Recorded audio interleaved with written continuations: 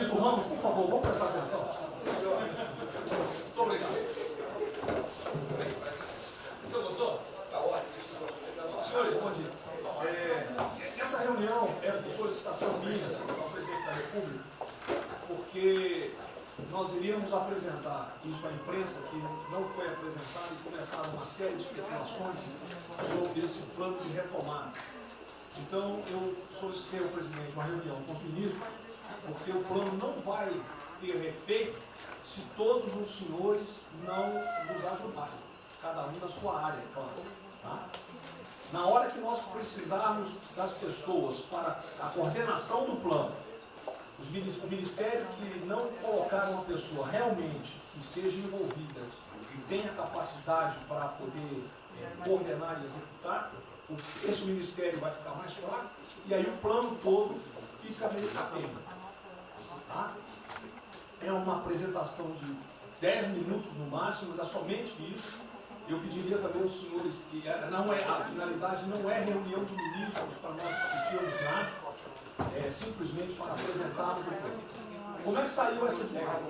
Então, eu estava conversando com diversos ministros, entre eles Rogério Marinho, o Tarcísio, inclusive o nome do plano, eu roubei do plano do Tarcísio, né? Pedi autorização a ele e roubei. É um plano Marshall brasileiro. Né? E eu comecei a observar que tinha plano do Ministério de Desenvolvimento Regional, que a economia tem plano, que a saúde tem plano, e não estava havendo uma coordenação, uma sinergia. Então esse foi o motivo dessa reunião aqui. Eu vou procurar ser bem breve no objetivo. Por favor, passa primeiro. Muito bom. Passou tudo, acabou. Então vamos acabar. Você está no fim, está errado, cara. Passa primeiro, muito bem. Os senhores podem observar o seguinte. Eu comecei com o presidente. O problema, nós estamos invertendo a questão de uma lógica de raciocínio. Nós temos um problema, né? Nós temos esse problema, temos que ver quais são as consequências negativas desse problema. Todo mundo sabia, sanitárias e econômicas, ninguém tem dúvida, com reflexo em todos os ministérios.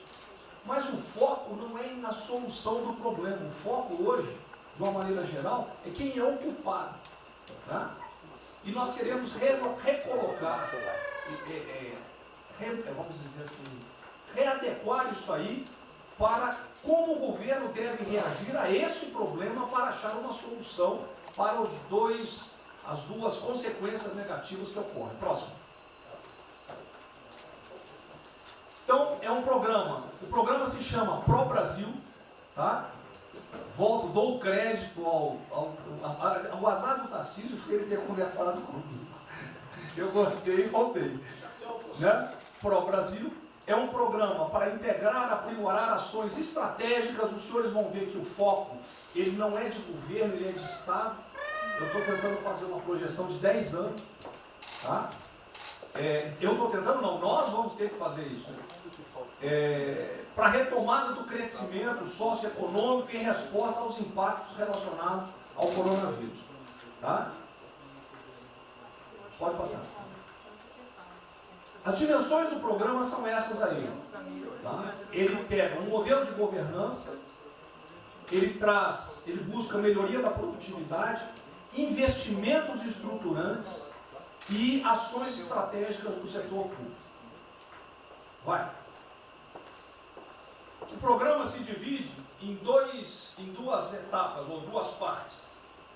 O Pro Brasil, deixa eu ver aqui que eu não estou conseguindo enxergar. Ordem e o Pro Brasil Progresso. Tá? O Pro Brasil Ordem, que você não imprimiu para mim, e eu agradeço. Não, botou na página errada. Ele pega um arcabouço normativo, ele trata, essas são as medidas estruturantes dele. Vai ter que ter um arcabouço normativo, investimentos privados, segurança jurídica, jurídica e produtividade, melhoria no ambiente de negócios e mitigação dos impactos socioeconômicos. Na parte de investimento, ele foca em obras públicas, parcerias do setor privado. Esse programa também ele tem um foco na redução das desigualdades regionais. Tá? tem um foco na redução das desigualdades regionais. O Cid está com o dedo errado aí. E só um segundo, por favor. Pode passar, por favor, Cid. Qual é a abrangência do programa? Os senhores podem observar que ele tem uma parte de infraestrutura, ele tem ações viabilizadoras e tem ações de apoio na lateral. Como é que é o nome mesmo? Facilitadoras. Então, observe, na infraestrutura, com foco particularmente nessas obras que estão paralisadas, esses investimentos que nós estamos perdendo, que estão paralisados. Ele pega infraestrutura de transporte e logística, desenvolvimento regional e cidades, pega energia, mineração, telecomunicações. No desenvolvimento produtivo, ele foca na indústria, agronegócio, serviços e turismo. Nas laterais, os senhores têm a parte de cidadania, capacitação, saúde, defesa, inteligência e segurança. Tem também cadeias digitais, indústria criativa e ciência. E nas viabilizadoras, que são transversais em toda a parte do programa, nós temos finanças e tributação, legislação e controle, meio ambiente e a parte institucional e internacional. Qual é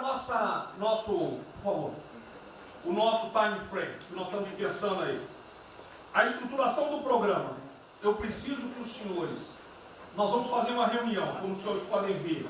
É a primeira reunião do grupo de trabalho, tá? Com todos os ministérios envolvidos. Na sexta-feira agora, tá? Os senhores vão receber o horário.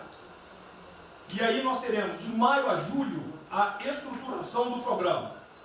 De agosto a setembro, o detalhamento do projeto. A partir de outubro, implantação em larga escala, tendo um foco prioritário naquelas ações que têm uma resposta mais imediata. Porque o brasileiro é o seguinte, na hora que nós lançarmos o programa, eles vão começar a cobrar resultado. Tá? Então eu tenho que ter alguma resposta para o público. E a efetividade dos processos de monitoramento, na realidade não está no final, ele está durante todo o processo. Tá? Passa mais um, sim. Volta. Aí. O horizonte do programa, se os senhores observarem, nós estamos pensando no horizonte, né, até 2020, na verdade até 2030. Tá? Mas uma primeira fase dele, ele é faseado até o final desse primeiro governo, mas com um planejamento que prossiga nisso aí. Esse é o foco do que o trabalho que os grupos vão ter que apresentar. Ok? Pode passar a última, por favor.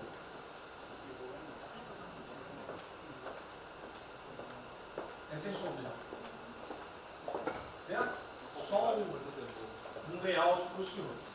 Então, na sexta-feira, eu solicitaria que os senhores, quando enviassem os representantes, esses representantes já viessem com uma noção dos programas ou do que os senhores pretendem dentro dos ministérios de vocês. Uma primeira ideia, e nós vamos partir disso para elaborar isso aí. O trabalho não será feito aqui é somente uma coordenação.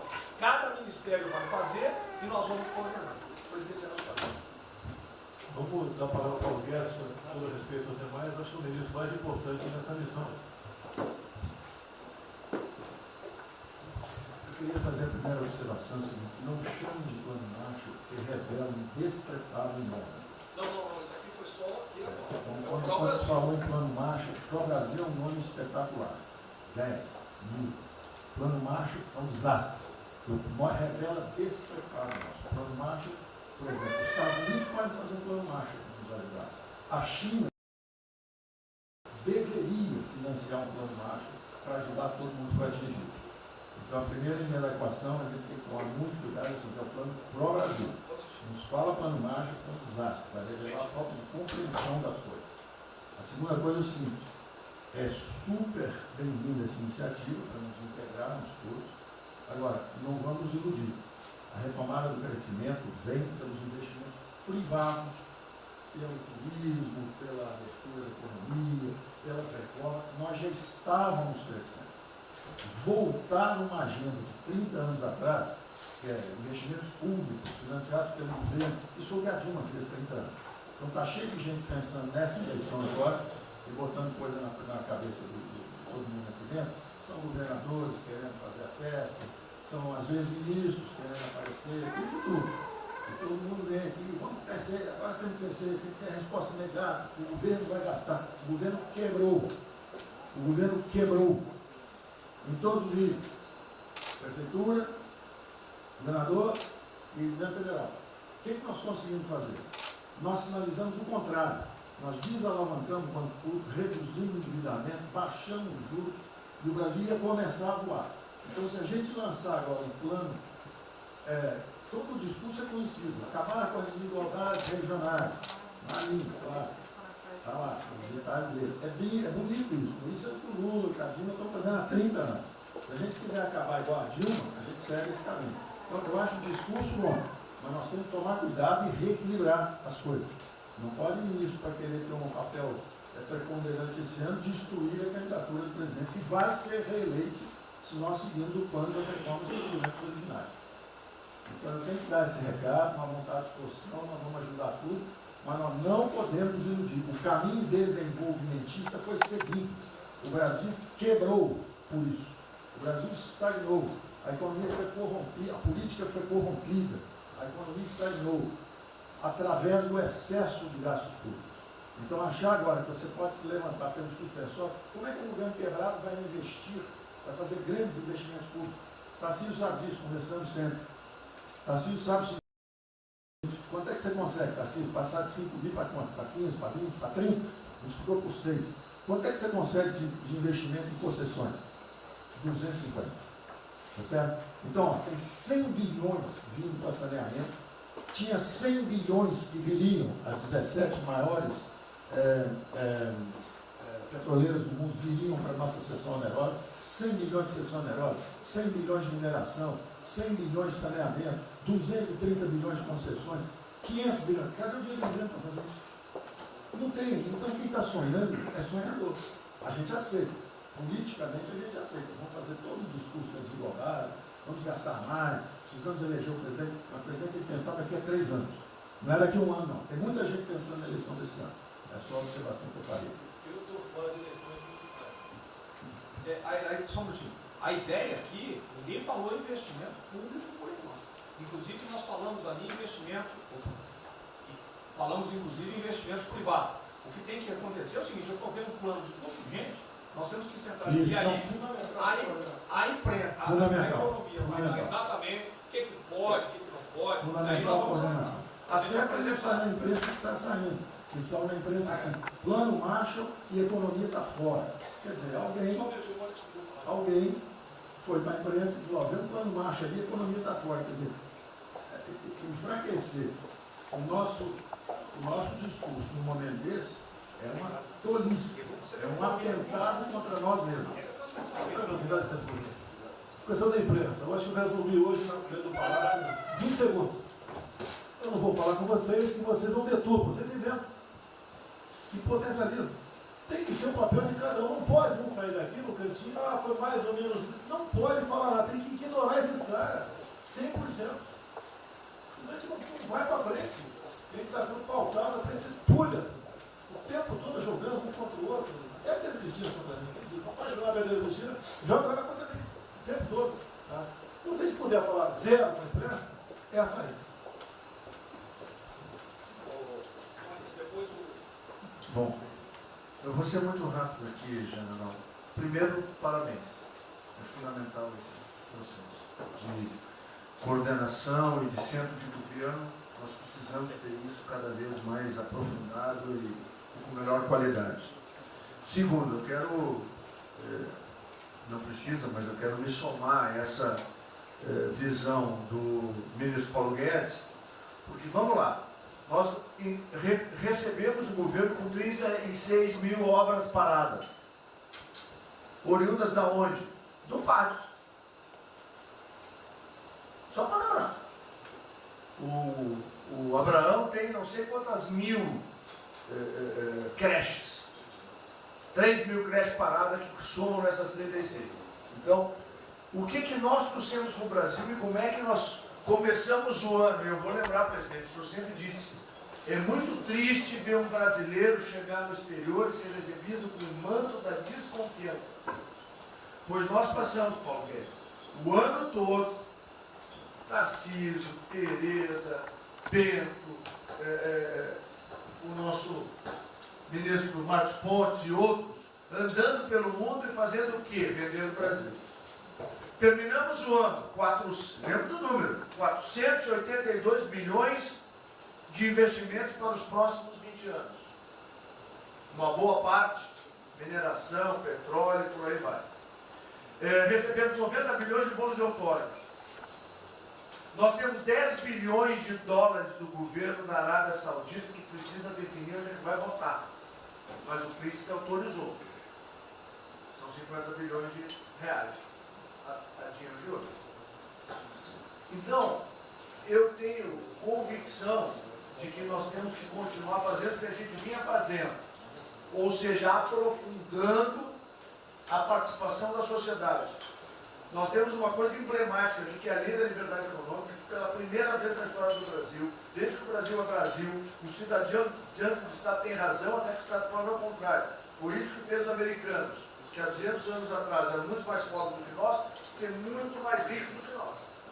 Então, o aprofundamento são sim das reformas, é sim ousar e ter uma reforma tributária que baixe o imposto no Brasil, reduz a carga tributária, estou falando sério. A gente nunca discutiu isso entre nós, mas isso tem que caminhar para isso. Por quê? Porque aí nós damos fôlego à iniciativa privada para que ela faça o que tem que fazer e nós vamos ser mediadores desse processo. Apenas. E sinceramente, eu acho que todo o nosso esforço nos próximos dias tem que ser como é que nós mantemos a nossa linha, porque nós terminamos o ano, ministro Ernesto, ministro Tarcísio. O senhor foi recebido na Federação das Indústrias Alemãs com um slide que mostrava a 163 os caminhões atolados e a 163 pavimentado. E o presidente que coordenava aquele momento, eu estava lá lhe aguardando, voltando da Rússia, disse ao senhor, o que vocês brasileiros fizeram que nós não acreditávamos que vocês recuperaram a confiança e estão fazendo tantas transformações. Então, presidente, só para concluir, 100% nessa linha, mas que a gente não perca o foco original, porque por onde a gente estava caminhando, nós recuperamos a confiança externa e externa. Fomos acometidos de algo muito grave, que é uma doença, e que foi levado ao paroxismo da histeria, porque serve a interesse de muitos, os mais variados, eu não vou aqui detalhar. Mas, sinceramente, temos que rapidamente voltar ao que nós estamos fazendo, porque nós estamos no caminho certo, e a prova disso é que todo mundo voltou a olhar o Brasil como esse. Bom, eu vou partir do princípio que todos que estão aqui são bem intencionados e querem bem o Brasil. Tá? Então, nós não acreditamos em teoria da conspiração, que ninguém quer solapar os alicerces da República, nem abalar a administração do presidente Bolsonaro. Eu quero lembrar a todos que não existem verdades absolutas. Por favor, vamos refletir. O que está acontecendo hoje no mundo não tem parâmetro nos últimos 100 anos. O que está acontecendo hoje no mundo vai permitir, de acordo com a FMI, que foi a previsão de uma semana atrás, de uma diminuição de quase 3% do PIB mundial, no caso do Brasil, de mais de 5%. Não tem parâmetro. Em situações extraordinárias, remédios extraordinários de forma circunstancial. Isso não significa que nós tenhamos a necessidade de implantarmos uma política permanente. O ministro Braga Neto está, na sua apresentação, ele estabelece, inclusive, um limite temporal e deixa claro que é uma política do Estado. O que eu peço é que nós tenhamos aqui as mentes abertas, que os dogmas, quaisquer que sejam eles, sejam colocados de lado nesse momento. Porque os governos do mundo, certamente, têm a capacidade de entender o que está se passando. Eu tenho visto governos extremamente liberais, preparando programas de reconstrução, levando em consideração a necessidade necessidade de que o Estado Nacional passa a ter um papel diferente como tomador de risco nesse momento em que há uma queda abrupta da liquidez. O ministro Onyx fala com muita propriedade da Arábia Saudita dos 10 bilhões de dólares. É bom lembrar, está aqui o ministro Bento, que está se pagando para se retirar petróleo do mundo. Os países vão utilizar suas respectivas liquidez para resolver os seus problemas de infraestrutura e de retomada das suas economias. Nós temos que ter segurança jurídica, respeito a contratos, capacidade de alavancar recursos privados com a inversão de recursos públicos, sim. É bom lembrar que eu tenho ouvido falar, não sei se é verdade, depois vai colocar na ponta do lápis, que a gente pode chegar a 600 bilhões de reais esse ano de ajuda a empresas e a pessoas físicas. Recursos do governo federal, fruto de endividamento do governo, desse governo, que vai terminar o ano com um déficit 4, 5, 6 vezes maior do que estava precificado no início do ano. Caiu um meteoro sobre as nossas cabeças. Então, por favor, nós não podemos começar uma discussão com verdades absolutas e com dogmas estabelecidos ao longo de 100 anos, em função de uma catástrofe que se abateu sobre o mundo, que os governos de todo o mundo estão se debruçando sobre o assunto, entendendo que muda o papel do Estado. Senhor presidente, é bom lembrar que quando houve a unificação da Alemanha, eu acho que esse é um fato histórico irrefutável, o Estado alemão entendeu e fez um pacto de que haveria necessidade de investir em capital humano e infraestrutura na Alemanha Oriental para diminuir desigualdades regionais. E esse é um pacto do Brasil. Essa pode ser uma catástrofe que vai nos afundar, ou pode ser uma onda para a gente surfar, uma alavanca para recuperar o país. Todos os países do mundo estão submetidos ao mesmo processo. Vai depender da nossa capacidade de termos uma opção clara de que forma vamos sair desse problema. Se vamos gastar 600 bilhões de reais para resolver uma situação que é emergencial e todos reconhecemos que é necessária, e darmos segurança à população, no caso alimentar, para evitarmos o caos, para diminuirmos a mortandade das empresas, muito bem, está correto, essa é a boa direção. Por que não 5, 6, 7% desse total, 10% desse total, em obra de infraestrutura? Por que não termos a capacidade de alavancarmos o emprego no momento em que a retomada, todos os economistas aqui reconhecem, vai ser muito lenta? Bom, eu só estou falando isso, presidente, para que nós possamos ter essa discussão sem dogmas, sem verdades absolutas, sem a preocupação de que as coisas continuam como eram antes. Não são como eram antes. Aqui e no mundo inteiro. É isso.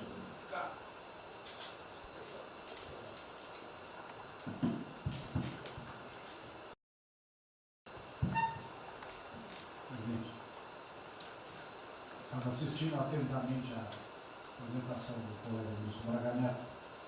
Na parte final, ali no slide das questões transversais, está o meio ambiente, mas eu acho que o que eu vou dizer aqui sobre o meio ambiente se aplica a diversas outras matérias.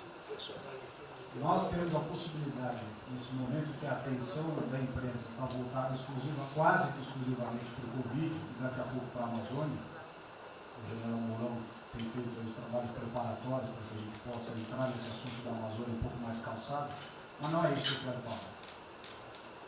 A oportunidade que nós temos, que a imprensa não está nos dando um pouco de alívio nos outros temas, é passar as reformas infralegais de desregulamentação, simplificação, todas as reformas que o mundo inteiro, nessas viagens que se referiu ao Mix, certamente cobrou dele, cobrou do Paulo, cobrou da Tereza, cobrou do Tarcísio, cobrou de todo mundo, da segurança jurídica, da previsibilidade, da simplificação. Essa grande parte dessa matéria, ela se dá em portarias e normas dos ministérios que aqui estão, inclusive de meio ambiente, e que são muito difíceis, e nesse aspecto acho que o meio ambiente é o mais difícil de passar qualquer mudança infralegal em termos de instrução normativa e portaria, porque tudo que a gente faz é pau no judiciário, no dia seguinte. Então, para isso precisa ter um esforço nosso aqui, enquanto estamos nesse momento de tranquilidade no aspecto de cobertura de imprensa, porque só fala de Covid, e ir passando a boiada, e mudando todo o regramento, e simplificando normas, de IFAM, de Ministério da Agricultura, de Ministério do Meio Ambiente, de Ministério disso, de Ministério daquilo. Agora é a hora de unir esforços para dar de baseada a simplificação regulatória que nós precisamos, em todos os aspectos. E deixar a AGU, o André não está aí, né? E deixar a AGU de stand-by para cada pau que tiver, porque vai ter. Essa semana mesmo nós assinamos uma medida a pedido do Ministério da Agricultura, que foi a simplificação da lei da Mata Atlântica para usar o Código Florestal. Hoje já está nos jornais dizendo que vão entrar com ações judiciais e ação civil pública no Brasil inteiro contra a medida. Então, para isso, nós temos que estar com a artilharia da AGU preparada para cada linha que a gente avança. Mas tem uma lista enorme em todos os ministérios que têm papel regulatório aqui para simplificar. Não precisamos de Congresso. E coisa que precisa de Congresso também, nesse fuso que está aí, nós não vamos conseguir aprovar. Agora tem um monte de coisa que é só parecer, caneta. Parecer, caneta. Sem parecer também não tem caneta. E dar canetada sem parecer é cana. Então, isso aí vale muito a pena. A gente tem um espaço enorme para fazer. Enfim, acho que essa é uma questão importante que estava aí nos slides, Mariana. Você vê que a jurídica também está embaixo. Isso, exatamente. Só para os senhores entenderem o seguinte, isso aqui é coordenação dos planos que eu sei que todos estão fazendo. Tá? Coordenação. O que vai ser possível executar ou não, vão entrar nas limitações que nós temos, e o que tiver conflito será levado à decisão do presidente. Agora, nós temos que andar com isso rápido, porque a queda do desemprego, o país está sem esperança, nós temos que fazer isso andar. O pessoal da iniciativa privada está nos procurando, a gente tem que dar um rumo nisso aí. Bom, a ideia é essa. Me ligou agora de manhã o Eduardo Gouveia Vieira, da Firjan. Ele quer fazer uma videoconferência onde mais de 300 empresários do Rio, que é um pouquinho abaixo do potencial de São Paulo, para hipotecar solidariedade. A ideia é que nós temos de reabrir o comércio.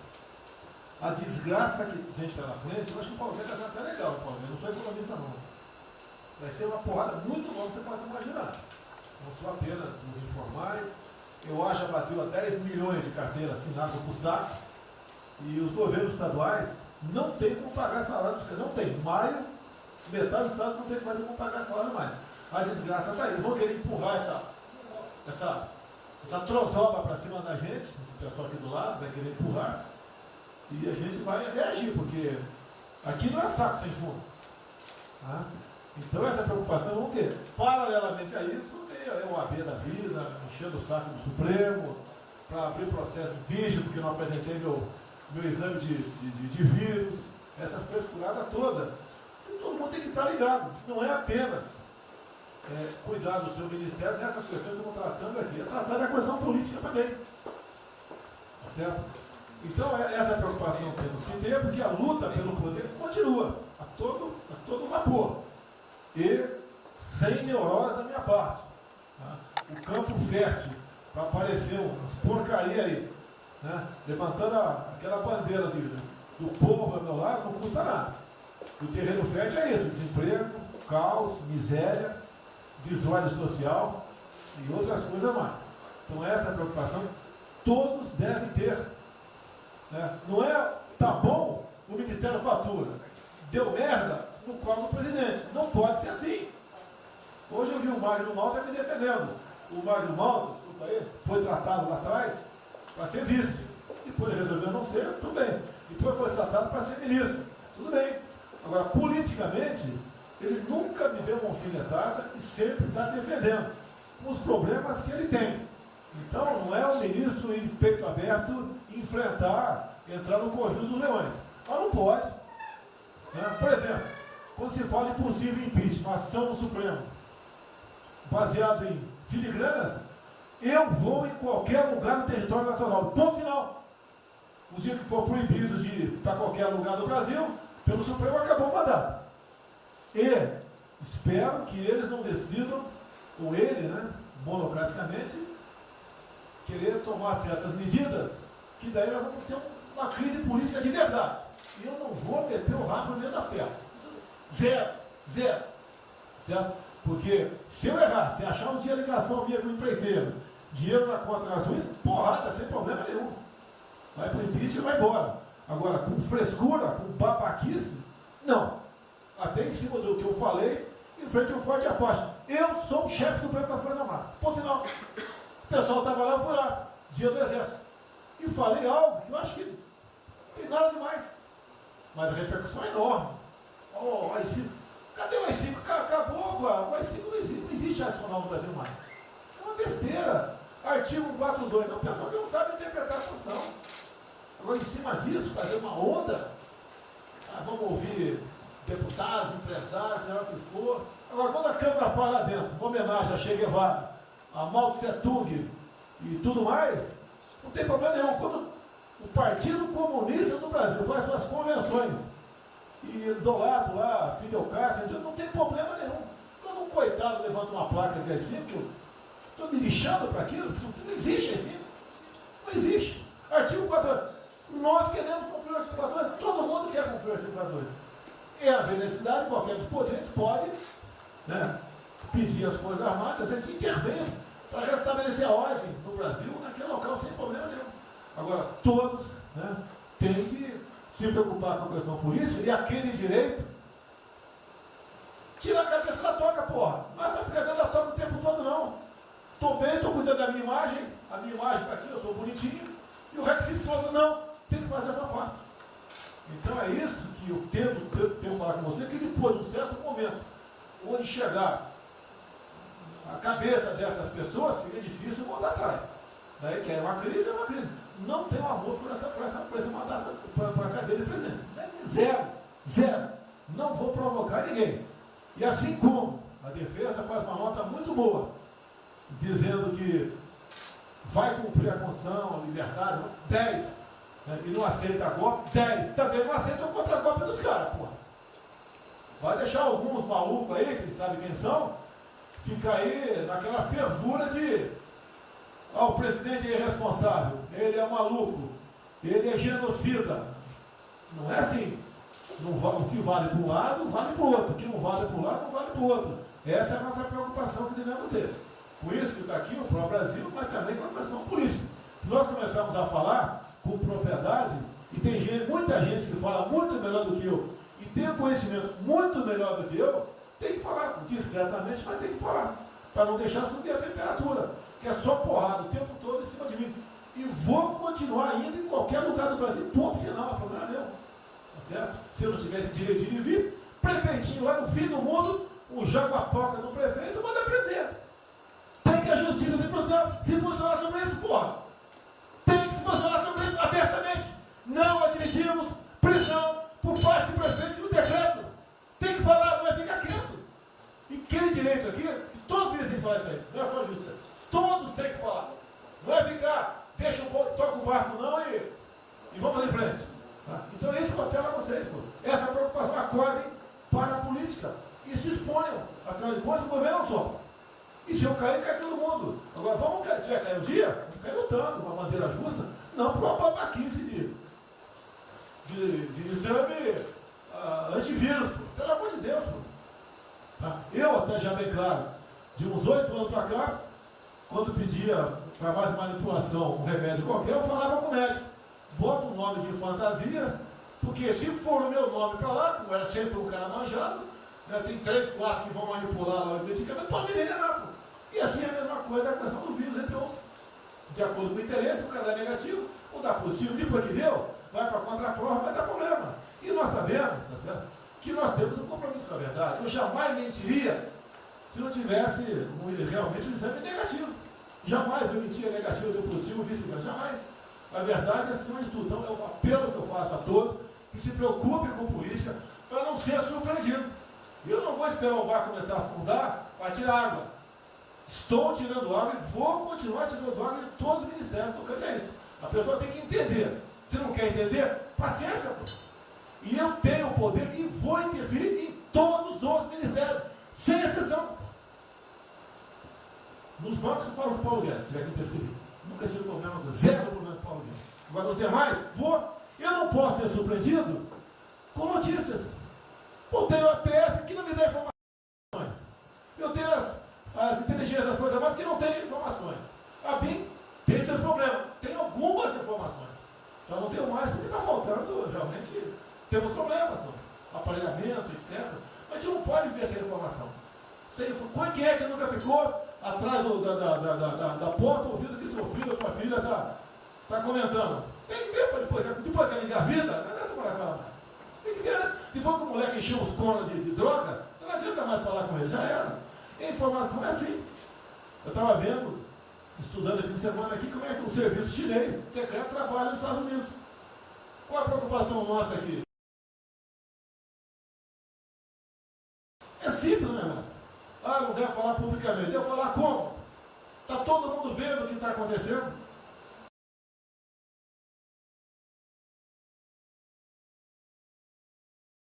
Tudo bem. Você tira do porra. Não tira. É uma realidade. Não adianta esconder mais, tapar o sol com a peneira. Vai em alguns ministérios, tem gente desespantada aqui dentro. Então não quer pregar. Zero. Precisamos dele para vender? Sim, isso precisa também de nós. Que se não precisasse, não estaria comprando a soja da gente, não. Precisam. E é um negócio, pô. E devemos aliar com quem tem alguma afinidade conosco, para a gente poder fazer valer a nossa vontade naquele momento. Não adianta se esconder aqui, depois tem um problema, ele liga para o tio, fala, pô, cara, você me ignorou até hoje? Você só não me chamou de imperialista, igual a esquerdalha, igual a FHC falava no passado. No resto, agora não dá mais.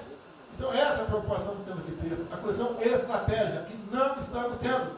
E me desculpe, o serviço de informações nosso, todos, são uma vergonha. Uma vergonha que eu não sou informado. E não dá para trabalhar assim, fica difícil. Por isso, vou interferir. E ponto final, pô. Não é ameaça, não é extrapolação da minha parte, é uma verdade. Como eu falei, né? Dei os ministérios para os senhores. O poder de veto. Mudou agora, tem que mudar. E eu quero realmente governar o Brasil. Nós precisamos de todos aqui, como disse o Marinho, né? Aqui é o mesmo barco. Se alguém cavar no porão aqui, vai todo mundo para o saco aqui, vai todo mundo morrer afogado. Então é isso que a gente precisa, é pensar além do que tem que fazer internamente aqui. Quando eu explodi o Inmetro, conversei com o Paulo Guedes. Desculpa a linguagem, é uma putaria o Inmetro. Trocar tacógrafo, trocar taxímetro, botar chip na bomba de combustível, putaria, igualzinho tomar 3 pinos. Está muito bem agora, a empresa enfiou porrada. Botou um coronel. O coronel foi formado pelo INE. Eu ia botar um coronel, você vai ter uma formação. Tá? E assim nós devemos agir. Como estava discutindo agora, IFAM, né? Está lá vinculado à cultura. Eu fiz a cagada em escolher, não escolher uma pessoa que tivesse também outro perfil. Uma excelente pessoa que está lá, tá? Mas tinha que ter outro perfil também. IFAM para qualquer obra no Brasil. Compara do Luciano Hang. Encontra lá um cocô petrificado de índio, para a obra. Para a obra. O que tem que fazer? Alguém no IFAM que resolva o assunto. E assim nós temos que proceder. E assim, cada hora, como eu falei da Tereza Cristina, que mudou a questão normativa, revocou a questão normativa, ajudou 400 mil pessoas no Vale do Ribeira, parabéns. Assim são outras decisões. A questão de armamento, tá? As questões de... por quê? Espera aí. Ministro da Justiça, por favor. Foi decidido há pouco tempo que não podia botar algema em quase ninguém. Por que estão botando algema em cidadão que está trabalhando, ou mulher que está em praça pública, e a justiça não fala nada? Tem que falar, pô! Vai ficar quieto até quando? Ou eu tenho que continuar me expondo? Tem que falar, botar para fora, esculachar. Não pode botar algema. Decisão do próprio Supremo. E vão ficar quietos até quando? Fica humilhando o nosso povo, porque isso está crescendo. O pessoal fica apontando para mim, votei em você para você fazer alguma coisa. Votei em você para você tomar decisões, para você brigar. E é verdade. Eu estou me lixando com a reeleição. Eu quero mais que alguém seja eleito, se eu vier candidato, tá? Eu quero ter paz no Brasil, mais nada. Porque se for na esquerda, uma porrada de vocês aqui tem que sair do Brasil, que vão ser presos. E eu tenho certeza que vão me condenar por homofobia, 8 anos por homofobia. Ele inventa o racismo, como inventaram agora por Von Traub. Desculpa usar a puta que eu pariu. O Von Traub pode ter falado uma merda do mundo, mas racista? Vamos ter que reagir, pessoal. É outra briga. Tem que ser um governo com altivez. Se expor, mostrar que nós temos o povo do nosso lado. Que nós somos submissos ao povo. Nós queremos realmente, é como disse, se não me engano, Margaret Thatcher, né? Ou Reagan, não sei, para ser conduzido pela povo brasileiro, ponto final. Onde o povo está, vamos estar juntos. Eu não convidei ninguém para ir para frente do Forte Apache. Ninguém, zero. Estava na casa do meu filho, fiquei sabendo, vou para lá. A empresa está falando agora que não sei, 2 ministros militares aí não aceitaram meu convite. O dia que ou eu convido o ministro para o churrasquinho em casa, eu pago a missão. Eu vou pagar a missão. A missão for absurda, o ministro falou, tchau, tô fora. Tá certo? Ou vai e fica puto, mas vai, pô. E jamais eu vou pagar uma missão escrota para quem quer que seja. Nem no quartel fazer isso com recruta, nem no quartel. Tá certo? Quem tirar o nosso convívio aqui, que é muito bom, partir para essa linha. Não estamos em desespero, nós estamos bem. Não somos acusados de desvio, de corrupção, nada, nada, zero. Temos problema pela frente. Vamos tentar solucionar. Eu tenho conversado com vários ministros. E vamos solucionar. Porque o destino do Brasil está na mão desse grupo privilegiado que está aqui. E eu não seria nada sem vocês. Vocês não seriam ministros sem eu. Duvido. Dificilmente eu tinha sido ministro se tivesse Haddad aqui. Eu duvido. Podia aceitar por alguns dias, né? Depois ver a sacanagem que ia ser. Não ia ser diferente do que foi os 2 anos anteriores do PT. Né? Ia pedir para sair. Então, um apelo para vocês. Todo mundo se preocupa com o futuro do Brasil, com a questão política. Criticar um ato de uma pessoa ou outra não é criticar o Congresso ou de criticar o Supremo Tribunal Federal. Quem não ficou revoltado, o Moro ficou revoltado com a liberdade desse pessoal. Por causa de vírus, botou esse estuprador para fora. Imagine ter estuprado uma filha nossa, um filho da puta desse posto de liberdade. Nós temos que colocar no lugar dessas pessoas, desse pai que tem a filha estuprada, e o vagabundo foi posto na rua. Com a decisão, foda-se quem seja, tem que jogar pesado em cima disso. Não é um desabafo, pessoal, é uma realidade. O nosso barco está indo, mas não sabemos ainda, no momento, dado o último caso, vírus, para onde é nosso barco. Pode estar em direção ao iceberg. A gente vai para o fundo. Então vamos se ligar, vamos se preocupar. Quem de direito se manifesta com altivez, com palavras polidas, tá? Mas coloca uma posição, porque não pode, tudo, veio para minha retaguarda, tudo. Tá? E vocês têm que apanhar junto comigo, logicamente, quando tiver motivo para apanhar, ou motivo para bater.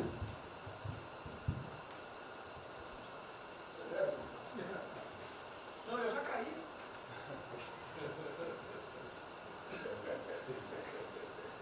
Foi o ministro Moro que falou. A sequência aqui é o seguinte: o ministro Moro, o Montezano, o Nelson e o Paulo Guedes. Aí eu pediria só aos senhores que fossem em pé. Você também. O Paulo Guedes quer uma política e quer cobrar os raios. Depois do Moro. Bem, a primeira questão do plano ali que foi apresentado, fica aqui o registro do meu elogio, certo que ele tem que ser preenchido aí nos detalhes, existem as questões econômicas a ser resolvidas lá pelo Ministério da Economia, a ser trabalhado também com as outras áreas econômicas. Só faria uma sugestão aqui, ministro, se pudesse colocar desde logo, em algum momento desse plano, alguma referência importante também à segurança pública e a controle da corrupção. Foram 2 temas centrais, né, nas últimas eleições, e são 2 temas que, embora, claro que o plano vai ficar sujeito aí ao detalhamento necessário, mas acho que é importante ter uma referência inicial para não parecer que nós estamos descurando desses aspectos específicos. Nós não entramos em detalhes, porque isso aqui, o senhor viu que todos os ministérios praticamente responderam, isso aí para mim viria no detalhamento do Ministério. Mas eu acho que politicamente cabe. Não, sim. Não, eu entendo que cabe no detalhamento, mas acho que uma referência Bom, a gente né, seria interessante. Tem que apontar também que foi uma vitória do governo, do presidente. No ano passado houve uma queda expressiva desses principais indicadores criminais. Isso, embora seja mais vinculado com a questão da vida e segurança das pessoas, também é um fator importante para o investimento econômico, para também melhorar o ambiente econômico. E o controle da corrupção também é pressuposto. Né? Então, faria exclusivamente essa sugestão específica. Já está anotado.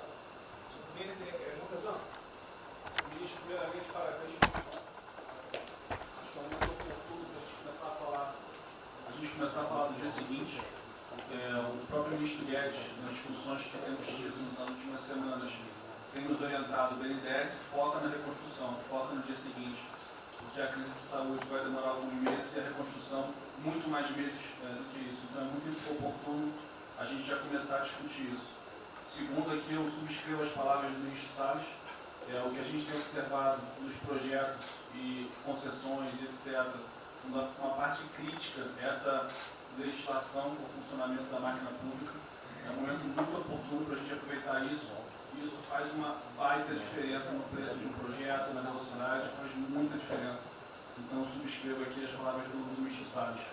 E, por último, ministro, quando eu assumi o banco em julho, o banco estava montado como uma fábrica de empréstimo. O banco, durante 15 anos, foi uma fábrica de empréstimo. De julho até hoje, a gente fez uma reestruturação completa no banco, montando o que eu acredito hoje ser já o maior banco de investimento do Brasil em pessoas e um banco de investimento de serviços focado em planejamentos econômicos setoriais e estruturação de projetos. Tá? O banco já está atuando dessa forma.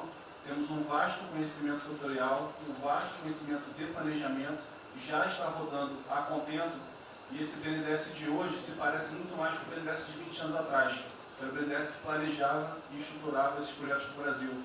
Então eu queria colocar aqui à sua disposição, que nos use, estamos a serviço, então o que o senhor achar adequado, razoável, tanto no fornecimento de informações, mas como também nesse planejamento, na coordenação, temos já um modo operante, uma estrutura que é plug and play.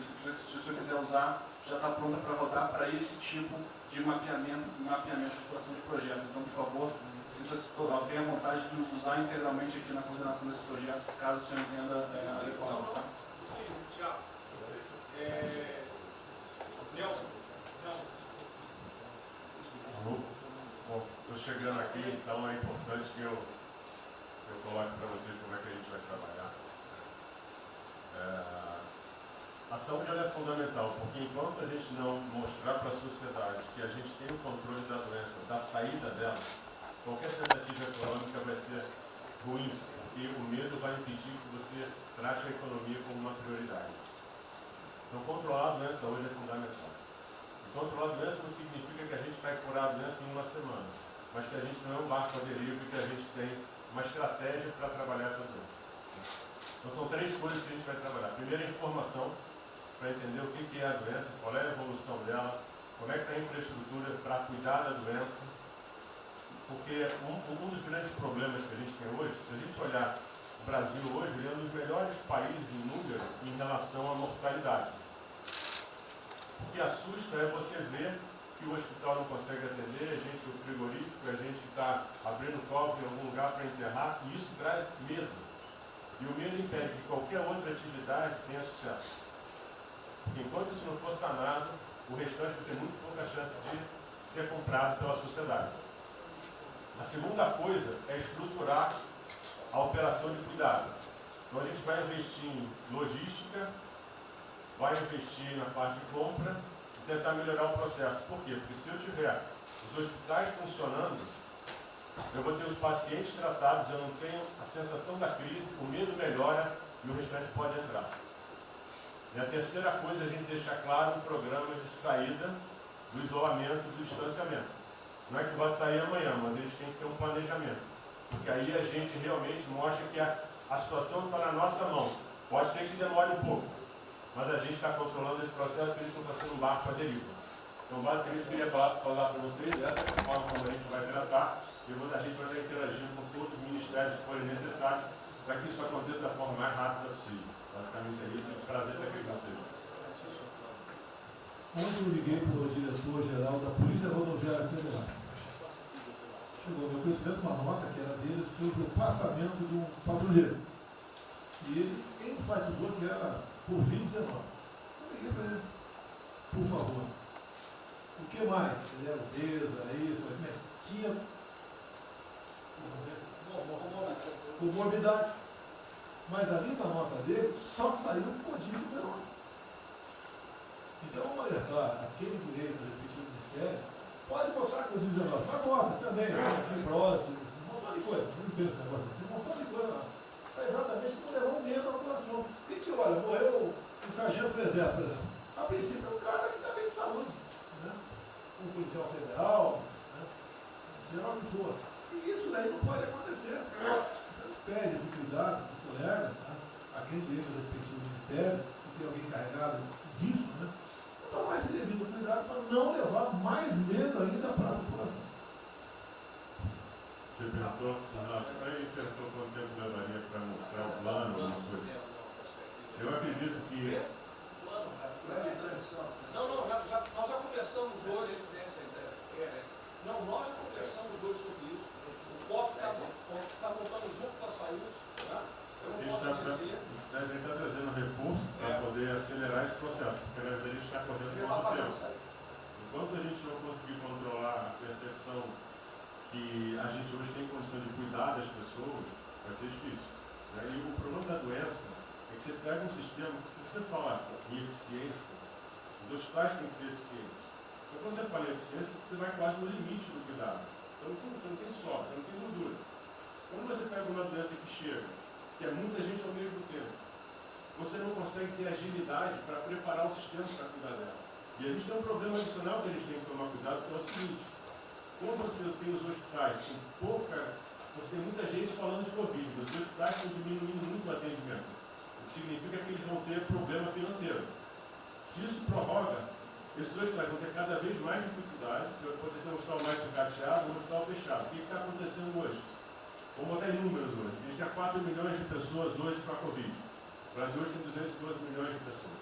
Tem 208 milhões que não estão tendo a atenção necessária. Você tem câncer, cardiovascular, isso tudo está represado, a demanda é reprimida. Quando você controlar a Covid, o não Covid vai chegar com tudo. Você pode pegar uma estrutura sucateada. Aí você só vai transferir o problema de medo, que vai ser o medo da Covid e o medo da não Covid. Então a gente tem que estar preparado para isso tudo. Então não é só trabalhar o curtíssimo prazo, a gente tem que preparar para essa segunda fase que vai chegar também. Isso tudo a gente está fazendo, só para vocês saberem que a gente está pensando nisso tudo, só para vocês saberem que está tudo trabalhando. Como o ministro Tarcísio, eu pediria às senhores que fossem bem breves. Não, já não tem jeito.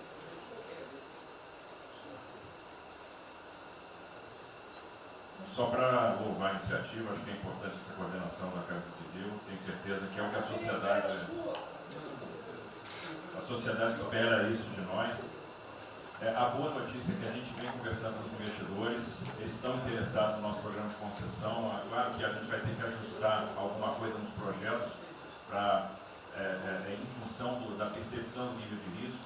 E a gente vai fazer isso calibrando taxa de retorno, monitorando melhor agora a questão da demanda, né, reestimando a demanda dos projetos, mas a gente tem certeza que os projetos vão sair.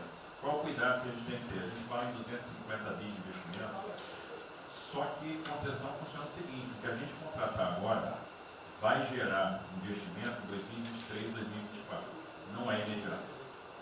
E a gente vai precisar de fazer alguma coisa imediata, e aí tem que ter a inteligência, porque também não adianta. Isso, me dá lá 30 bi por ano, não vou gastar, eu não vou usar. Eu não vou ter condição de fazer, de usar isso. Né? Porque nos períodos altos, lá que a gente executou mais, a gente consegue ali ter uma capacidade operacional de executar 13, 14 mil, não máquina. E a gente já tem 8 de orçamento. Então, no final das contas, a gente fazendo as contas e vendo o que nós já temos de projeto pronto, o que é necessário, que agrega valor imediato. É um princípio Maranhão lá, que leva a safra para o Porto de Itaqui, que se acabou. Ali eu posso fazer uma intervenção imediata. E o que a gente vai falar?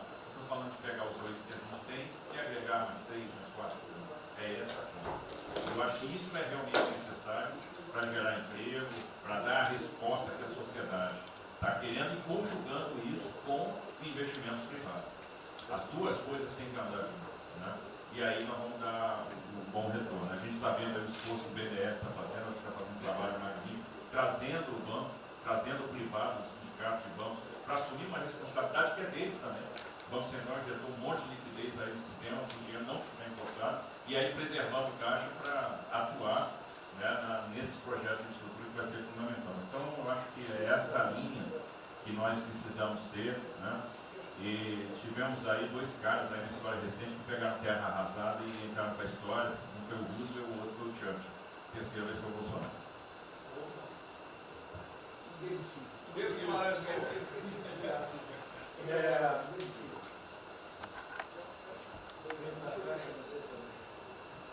Peço aos senhores que sejam breves.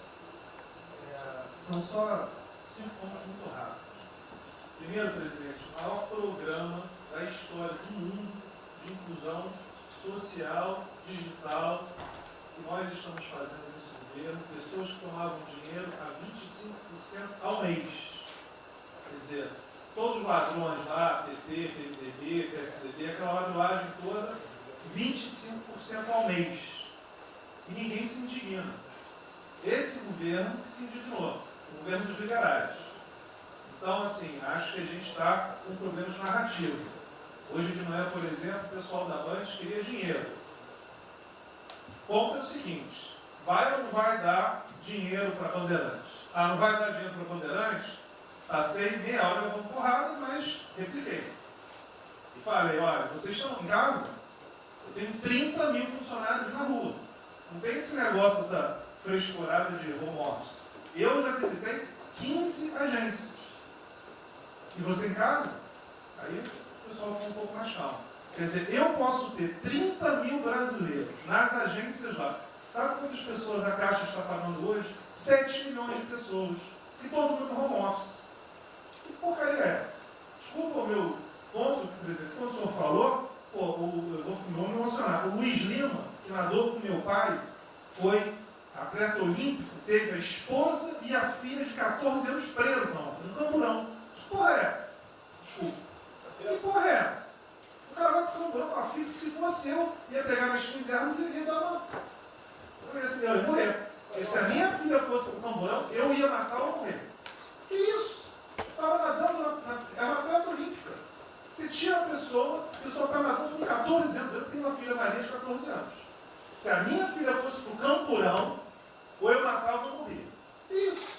E a esposa do Luiz Lima nem usou o fato de ser esposa do deputado federal. Mas assim, foi calado, saiu e calado. aquele governador roubando para a direita, para cá tudo quanto é lado. Então o governador rouba, aí ele sai prendendo todo mundo e fica tudo isso por isso mesmo. Aí a gente faz o maior programa da história da humanidade de inclusão de pessoas que recebiam 25% ao mês, cobrado. PSDB, PT, PMDB, aquele grupo todo. Na hora de privatizar, todo mundo, com 200 milhões, 300 milhões, tem vice-presidente da Caixa, que eu expulsei, dos 120, 105 eu tirei. E se o senhor precisar, obviamente, meu chefe, o ministro Paulo Guedes, ele decide. Não tem problema. Inclusive, porque o que acontece? Se roubar, eu vou ligar para o ministro Moro para prender. Agora, se precisar de um diretoria, não sei o que, desde que sejam honestos, o ministro Paulo Guedes é que decide, etc. Mas dos 120, eu tirei 105. E na Caixa não tem desonestidade, até onde eu saiba. Mas, assim, eu acho que a gente está levando muita porrada, presidente. E, de novo, não estou dizendo de ninguém daqui, não. Eu só levo porrada. Agora, tem limite. Desculpa, todo lugar que eu vou, as pessoas normalmente são educadas. Mas a paciência chega no limite, obviamente não dessa maneira. Eu acho que tem um ponto. Nós estamos emprestando 154 bilhões de reais, mas só um ponto que eu acho importante. Tarcísio é super meu amigo e ele é muito esperto. Qual que é o grande ponto que a gente tem que evitar? O carro está quebrado. Já estava quebrado antes e quer a nossa molezinha.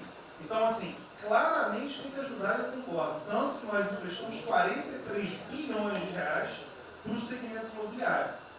1,5 milhão de pessoas deixaram de ser demitidas.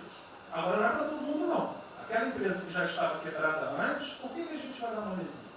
Então, este ajuste fino é importante que os bancos têm que fazer. Por quê? Último ponto que eu falo. Já estou sendo processado também, vou mais de 2 anos para a cadeia, por causa do auxílio emergencial. Sabe o que tem? Tem gente do TCU dizendo que a gente está ganhando muito e tem gente dizendo que a gente está ganhando pouco. Ferrou. Ou seja, tem gente querendo me prender porque está dizendo que a gente está ganhando muito. E tem gente querendo me prender, que são aqueles caras lá que estavam antes, ganhando pouco. Vão acabar sendo presos, mas o que a gente não vai fazer? Deixar 30, 40, 50 milhões de pessoas passarem fome. Então, é só o meu recado dizendo o seguinte: a Caixa é o banco de todos os brasileiros. Poxa, a gente está com 30 mil pessoas. Eu passo ligando 45 pessoas na Caixa que tiveram coronavírus. 2 faleceram, um, na verdade, com 70 anos já estava aposentado, e outro. A pessoa, eu chorei mais do que a pessoa, a mãe. Uma pessoa em 30 mil que estão o dia inteiro. E eu já falei para minha esposa, se tiver qualquer coisa, eu vou tomar 1 litro de hidrocloroquina, aquelas coisas todas. Então, assim, eu acho que a gente está, só o último ponto, numa questão de histeria coletiva. Quer dizer, eu posso ter 30 mil funcionários da Caixa pagando 7 milhões hoje, 2 milhões na segunda, ontem a gente abriu 800 agências, vamos abrir no sábado, no domingo, 2 horas antes. Então, o que a imprensa quer? Que você pague e dane-se os funcionários da Caixa. Mas se morrer 2, Jornal Nacional, presidente Bolsonaro e presidente Pedro, irresponsáveis porque abriram. A gente só vai levar porrada. Agora, realmente, meu ponto é inaceitável, foi a primeira vez que aconteceu. Eu conheço a Milene, Romine, atleta olímpica. Quer dizer, um atleta olímpico, a esposa atleta olímpica e a filha de 14 anos num camburão. Eu não sei se eles botaram lá atrás e no meio. E aí você solta o estuprador, então eu acho que realmente tem uma questão. De novo, eu quero só reforçar uma coisa. O ministro Moro, em um dia, resolveu um problema muito importante. Muito obrigado, ministro. O que aconteceu? Os guardas, né, os que ficam dentro da agência, não poderiam, pela legislação, estar fora. O que aconteceu? O ministro, 5 horas, resolveu o problema. Então, nos próximos 90 dias, os atendentes da Caixa Econômica Federal, os guardas, vão poder ir para fora para ajudar a fila. Né? Ou seja, porque tem uma fila, tem 250 agências e tem 500 pessoas na fila. E aí, com a ajuda do ministro Moro da Polícia Federal, eles emitiram uma portaria. Então, só para finalizar, quero agradecer, ministro. Esse é um registro aí, até foi fácil de resolver, foi a Polícia Federal que resolveu. Ministro Ernesto, por favor. Volta a pedir que sejam breves. Obrigado. Rapidamente, sobre o plano. A dimensão internacional do plano, evidentemente, é fundamental, já está bem contemplado. Eu queria mencionar o seguinte: eu acho que é fundamental que essa dimensão internacional não seja simplesmente uma adaptação nossa ao cenário internacional, mas que ela leve em conta a capacidade que o Brasil hoje tem de influir no desenho de um novo cenário internacional. Eu estou cada vez mais convencido que o Brasil tem hoje as condições, tem a oportunidade de se sentar na mesa de 4, 5, 6 países que vão definir a nova ordem mundial. Um dia, na conversa do presidente com o primeiro-ministro da Índia, o indiano disse que vai ser tão diferente o pós-coronavírus do pré quanto o pós-segunda guerra do pré. Eu acho que é verdade, e assim como houve um Conselho de Segurança que definiu a ordem mundial, 5 países depois da Segunda Guerra, vai haver uma espécie de novo Conselho de Segurança, e nós temos dessa vez a oportunidade de entrar nele e acreditar na possibilidade do Brasil influenciar e ajudar a formatar um novo cenário. E esse cenário, acho que tem que levar em conta o seguinte: estamos aí revendo os últimos 30 anos de globalização. Vai haver uma nova globalização. O que aconteceu nesses 30 anos? Foi uma globalização cega para o tema dos valores, para o tema da democracia e da liberdade. Foi uma globalização que a gente está vendo agora, criou um modelo onde no centro da economia internacional está um país que não é democrático, que não respeita os direitos humanos, etc. Essa nova globalização acho que não pode ser cega. Tem que ser uma globalização, tem que ser uma estrutura que leve em conta, claro, a dimensão econômica, mas também essa dimensão da liberdade e do valor. E da mesma maneira, acho que o plano está apontando para isso, na nossa dimensão nacional, também não pode ser um plano cego para essas dimensões daquilo que nos traz, né, que traz o projeto do presidente, que é não simplesmente a eficiência, a pujança, o crescimento econômico, mais liberdade, combate à corrupção, a reinvenção do Brasil livre, do Brasil livre dessas mazelas que não é extensão. Obrigado. Obrigado, ministro. Roberto Campos. É o último, ó, é o último que colocou. Não é bem nada. Eu só vou voltar na história. Vou voltar aqui numa história breve e lembrar que no fim do governo Dilma a taxa de juros era 14,5%, a curva, mas a taxa longa era 20%. E aí quando a gente olha o que aconteceu e o que proporcionou a taxa de juros cair, é interessante, porque teve um dia, 18 de agosto, saiu uma manchete no jornal e todos os elementos apontavam que ia ter o teto de gastos. Naquele dia, a curva de juros começou a cair e foi quando depois o presidente do Banco Central anterior começou a cair os juros. Ele caiu os juros até o nível de 6,5%, estabilizou, teve a incerteza das eleições, com a incerteza do PT poder voltar, a taxa piorou. Depois, curiosamente, quando o mercado entendeu que ia ter a Previdência, foi quando abriu espaço para botar os juros novamente.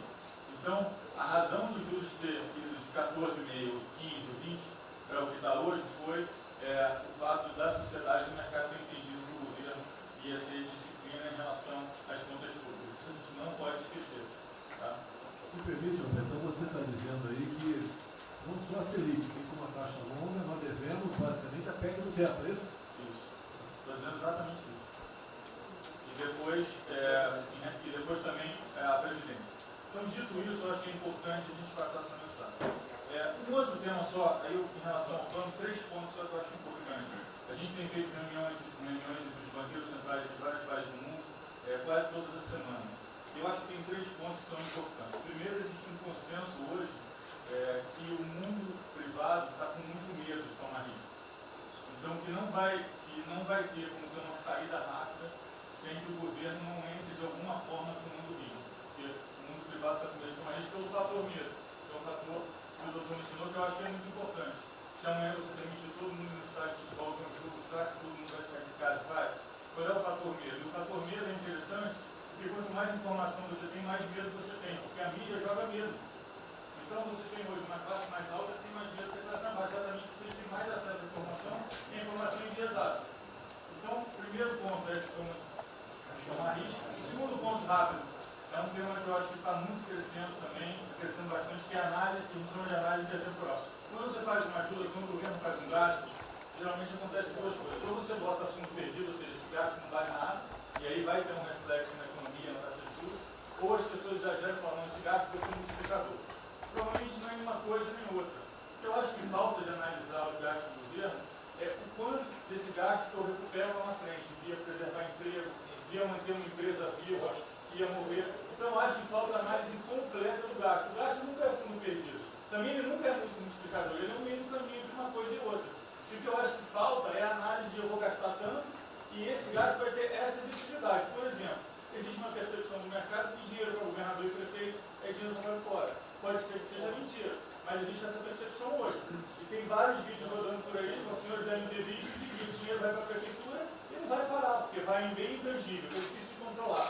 Vai em programa que a pessoa nunca tem como monitorar. Então, acho que é importante esse tema de fazer essa análise que é temporal e ver realmente qual é a eficiência do gasto.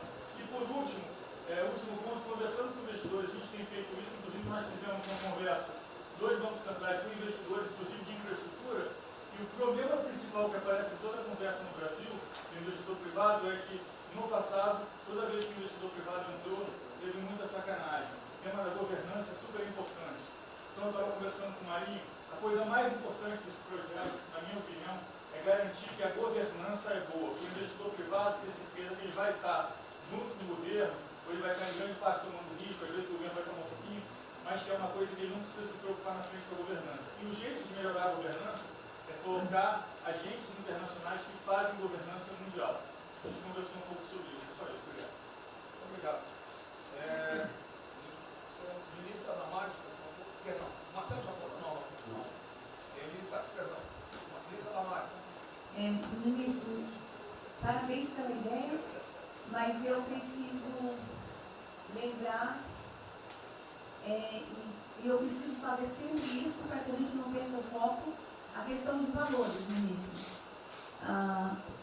esse governo tem o pilar dos valores. Não se pode construir nada neste governo sem a gente trazer valores. Nós estamos sabendo, e a gente está falando o tempo todo, que nós não seremos mais os mesmos depois dessa pandemia. O mundo não será mais o mesmo, nós não seremos mais o mesmo, e nós vamos ter que fazer uma revisão de políticas públicas no mundo todo e no Brasil. Nós vamos ter que nos reinventar, com certeza. Neste momento, o que nós estamos vendo aqui no nosso comitê? Nós estamos buscando dados e não estamos encontrando dados. Nós recebemos um governo que não tinha dados, os dados que nós tínhamos eram falsos, mentirosos. Um Brasil de achismo, um Brasil de talvez, eu acho que é, talvez sim, talvez não. Políticas públicas construídas até agora nessa nação em cima de talvez e de achismo. Nós vamos ter que rever muita coisa. É um país plural. Quando a gente vai buscar os povos tradicionais agora para a gente construir enfrentamento ao coronavírus, nós descobrimos, ministros, que nós temos 1.300.000 ucranianos no Brasil. Ninguém nunca falou de ucranianos para nós no Brasil. Com a sua cultura totalmente preservada no Brasil. Nós estamos com 1.500.000 ciganos, e eu falava de 1.300.000, e são 1.500.000 ciganos. Nós estamos... Então, presidente, nós vamos ter que rever muita coisa na aplicação das nossas políticas públicas no Brasil. Os nossos seringueiros são em números maiores do que a gente imagina no Brasil. Então, tudo que nós formos construir, nós vamos ter que ver, ministro, a questão dos valores também. A questão, os nossos quilombos estão crescendo e os meninos estão nascendo nos quilombos e seus valores estão lá. Então, tudo vai ter que ver a questão dos valores. E quando eu falo valores, ministro, eu quero dizer para o senhor, nós estamos com quase 80.000 idosos em abrigos no Brasil. Eu me surpreendi com números. Nós estamos com quase 60.000 crianças em abrigos no Brasil. Os números estão me surpreendendo. E eu estou com um número absurdo de mulheres também em busca de abrigos por causa de violência. Então, tudo isso tem que vir para este pacote. Nós vamos ter que fazer algumas revisões de políticas públicas no Brasil. Então, por favor, ministro, coloque aí a questão de valores. E quando eu falo valores, aí eu quero olhar para o nosso novo ministro aqui da Saúde e dizer, ministro, valores estão lá no seu ministério também. Neste momento de pandemia, a gente está vendo aí a palhaçada do STF trazer o aborto de novo para a pauta. E lá está a questão de as mulheres que são vítimas do Zika vírus vão abortar. E agora vem do coronavírus. Será que vão querer liberar que todos que tiveram coronavírus poderão abortar no Brasil? Vão liberar geral? O seu ministério, ministro, está lotado de feminista que tem uma pauta única, que é a liberação do aborto. Quero te lembrar, ministro, que está chegando agora, este governo é um governo pró-vida, é um governo pró-família. Então, por favor. E aí, quando a gente fala de valores, ministro, quero dizer que nós estávamos sim no caminho certo. A gente não precisa reinventar muita coisa, não. E eu quero citar aqui um exemplo da política indigenista como este governo estava construindo. Todo mundo começou a dizer, a esquerda começou a falar, que o coronavírus iria dizimar os povos indígenas no Brasil. O primeiro óbito, dia 12 de abril, sabe o que é isso? A forma como nós estávamos conduzindo a política indígena no Brasil. Primeiro óbito, dia 12 de abril. E eu fui lá para a Amazônia, em Roraima, junto com o presidente da FUNAI e o secretário nacional de saúde indígena, para acompanhar o primeiro óbito. A forma como a gente conduziu deu muito certo. Vamos ter que melhorar? Vamos ter que melhorar. E por que nós fomos lá, presidente? Porque nós recebemos a notícia que haveria contaminação criminosa em Roraima, em Amazônia, de propósito, em índios, para dizimar aldeias e povos inteiros para colocar nas costas do presidente Bolsonaro. Eu tive que ir para lá com o presidente da FUNAI e me reunir com os generais da região e o superintendente da Polícia Federal para a gente fazer uma ação ali meio que sigilosa, porque eles precisavam matar mais índio para dizer que a nossa política não estava dando certo. Então, o que a gente estava fazendo estava dando certo, o que nós estamos fazendo está dando certo. Então, aqui, general, todo o nosso trabalho que envolve políticas de valores precisa estar aqui no Pro-Brasil. E aí, presidente, só para encerrar, eu quero dizer para o senhor que a sua angústia tem razão de ser. Nunca houve tanta violação de direitos no Brasil como neste período. Direitos fundamentais foram violados. No nosso Disque 100 tem mais de 5.000 registros, ministros, de violação de direitos humanos. Mas o senhor tem uma ministra de direitos humanos e uma equipe muito corajosa. São mais de 5 mil procedimentos e ações que estão sendo construídos.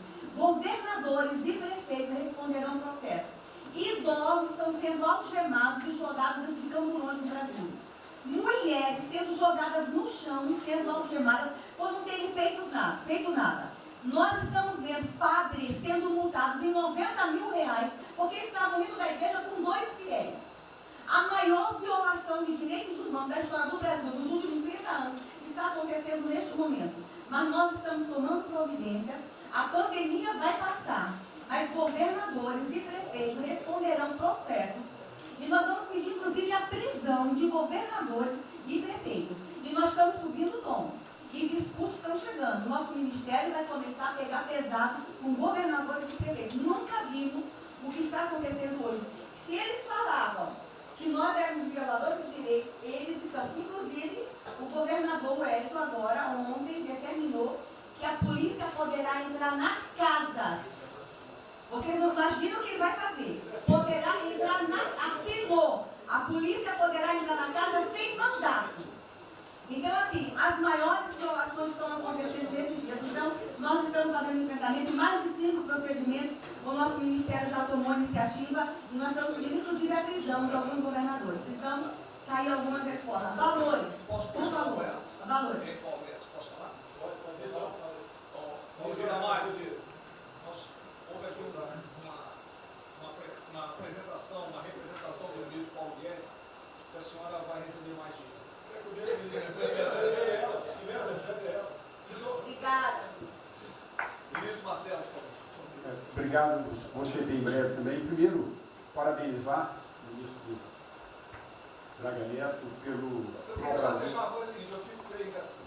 Não é trabalho meu, é trabalho da equipe e eu roubei ideia de um bando de gente. Eu roubei ideia aqui, ali, eu roubei ideia, tá? Eu aproveitei a ideia, eu só coordenei.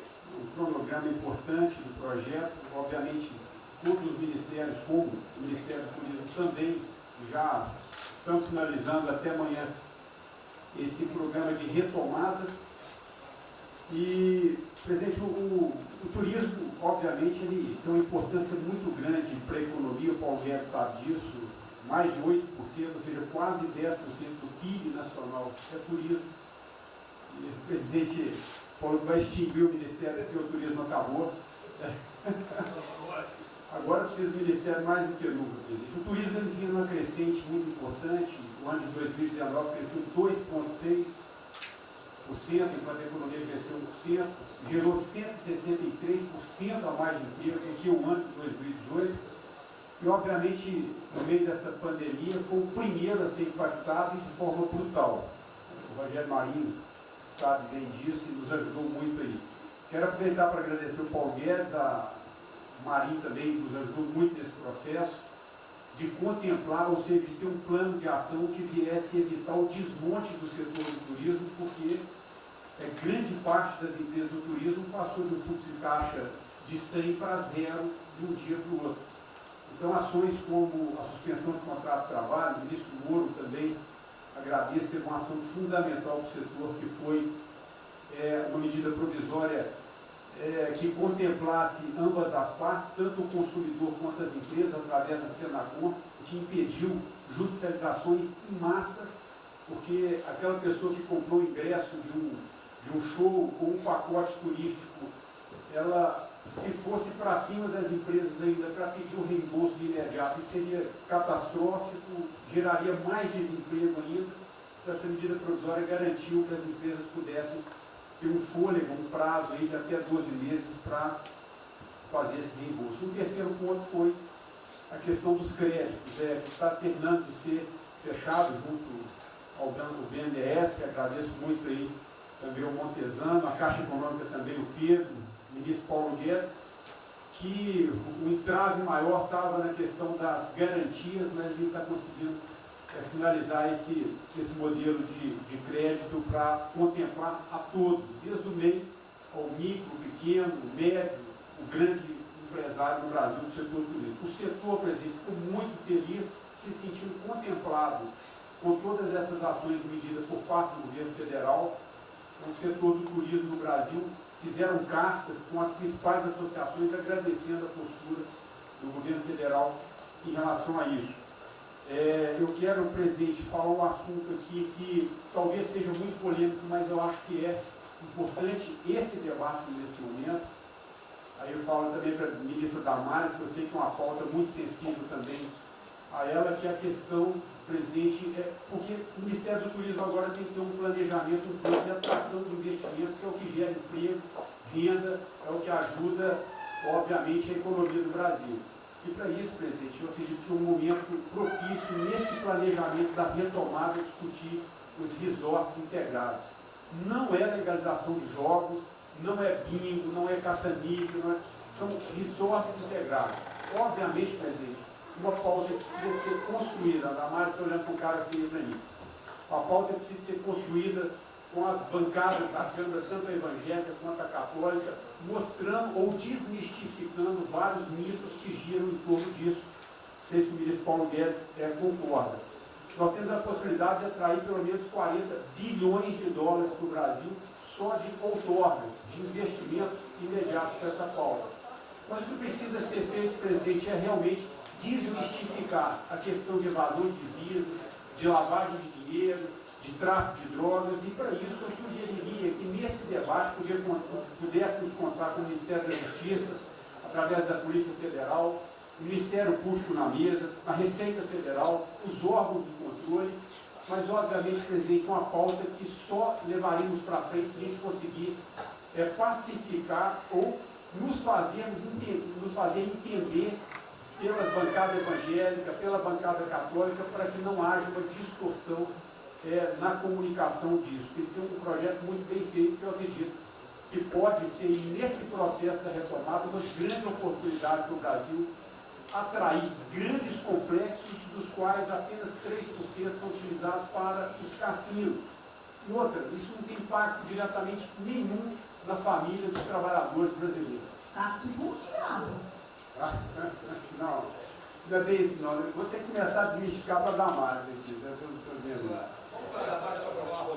Então, presidente, aqui, não estou dizendo que a gente tem que colocar isso como um projeto de governo, obviamente, mas abrir esse debate em torno dos resorts integrados. Tá. E para finalizar, presidente, o ministro Nelson, prazer estar aqui com o senhor a primeira vez, a gente fez um projeto muito bem elaborado, dentro do comitê de operações, que visa fazer com que os hotéis possam abrigar os profissionais de saúde, e só os profissionais de saúde. A questão do anterior Ministério, por 2 vezes eu mandei a mensagem, não se manifestou, não se interessou, mas eu acredito que é um projeto que pode, sobretudo, trazer para o governo federal uma boa visibilidade com essa preocupação de quem está na linha de frente de combate, que são os profissionais de saúde. Visando 2 coisas, eu já vou terminar, que é primeiro melhorar essa logística do profissional de saúde, que sempre tem um hotel próximo ao hospital, aos hospitais, e também a preservação da família desses profissionais, mostrando, obviamente, a sensibilidade do presidente Jair Bolsonaro na preocupação com essas vidas desses profissionais. Obrigado. Parece que é hoje às 16 horas. Hoje, então. É uma reunião marcada para a gente discutir isso aí. Obrigado. Saúde e turismo. Penúltimo debatedor, o ministro Weintraub. Obrigado. Em 3 anos eu... Fica lá no penúltimo. Obrigado. Em 3 anos, através do Onix, eu conheci o presidente. Nesses 3 anos eu não pedi uma única conselho, não tentei promover minha carreira, me ferrei na física, ameaça de morte, na universidade, e o que me fez, naquele momento, embarcar junto, era a luta pela liberdade. Eu não quero ser escravo nesse país, e acabar com essa porcaria que é Brasília. Isso aqui é um campo de corrupção, de privilégio. Eu tinha uma visão extremamente negativa de Brasília.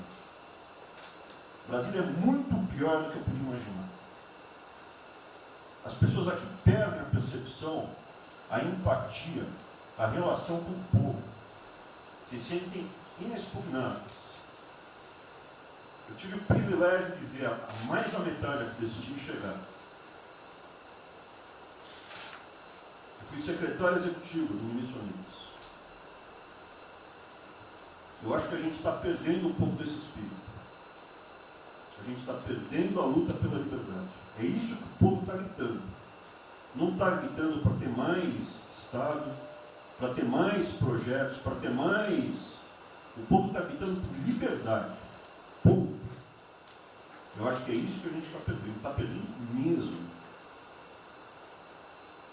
O povo está querendo ver o que me trouxe até aqui.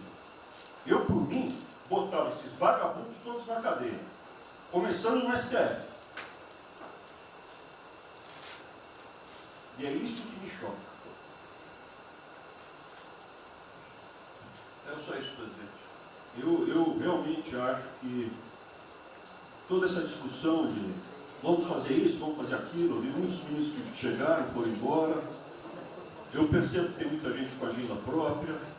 Eu percebo que tem, assim, tem um jogo que é jogado aqui, mas eu não vim para jogar o jogo. Eu vim aqui para lutar. E eu luto e me ferro.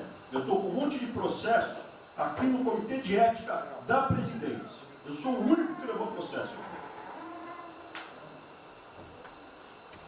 É um absurdo o que está acontecendo aqui no Brasil. A gente está conversando com quem a gente tinha que lutar. A gente não está sendo duro bastante contra os privilégios, contra o tamanho do Estado.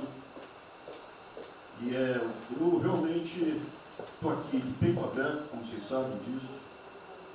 Levo tiro, odeio o Partido Comunista. Está querendo transformar a gente numa colônia.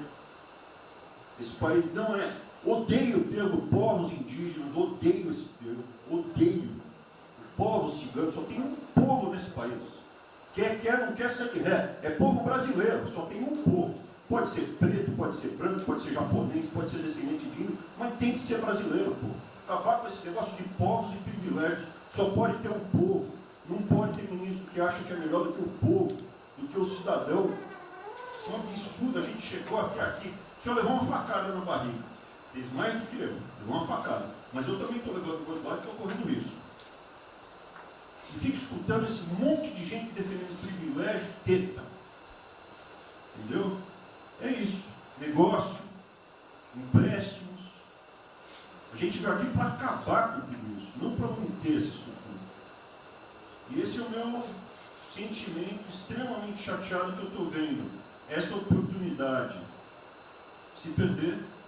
Eu sou, evidentemente, eu estou no grupo dos ministros que está mais ligado com a militância. É evidente que eu era militante. Eu estava militando de peito aberto, continuo militando, do ponto de vista de carreira. Eu poderia ter tentado me dar bem. Não foi isso que eu fiz. Não foi isso que eu fiz.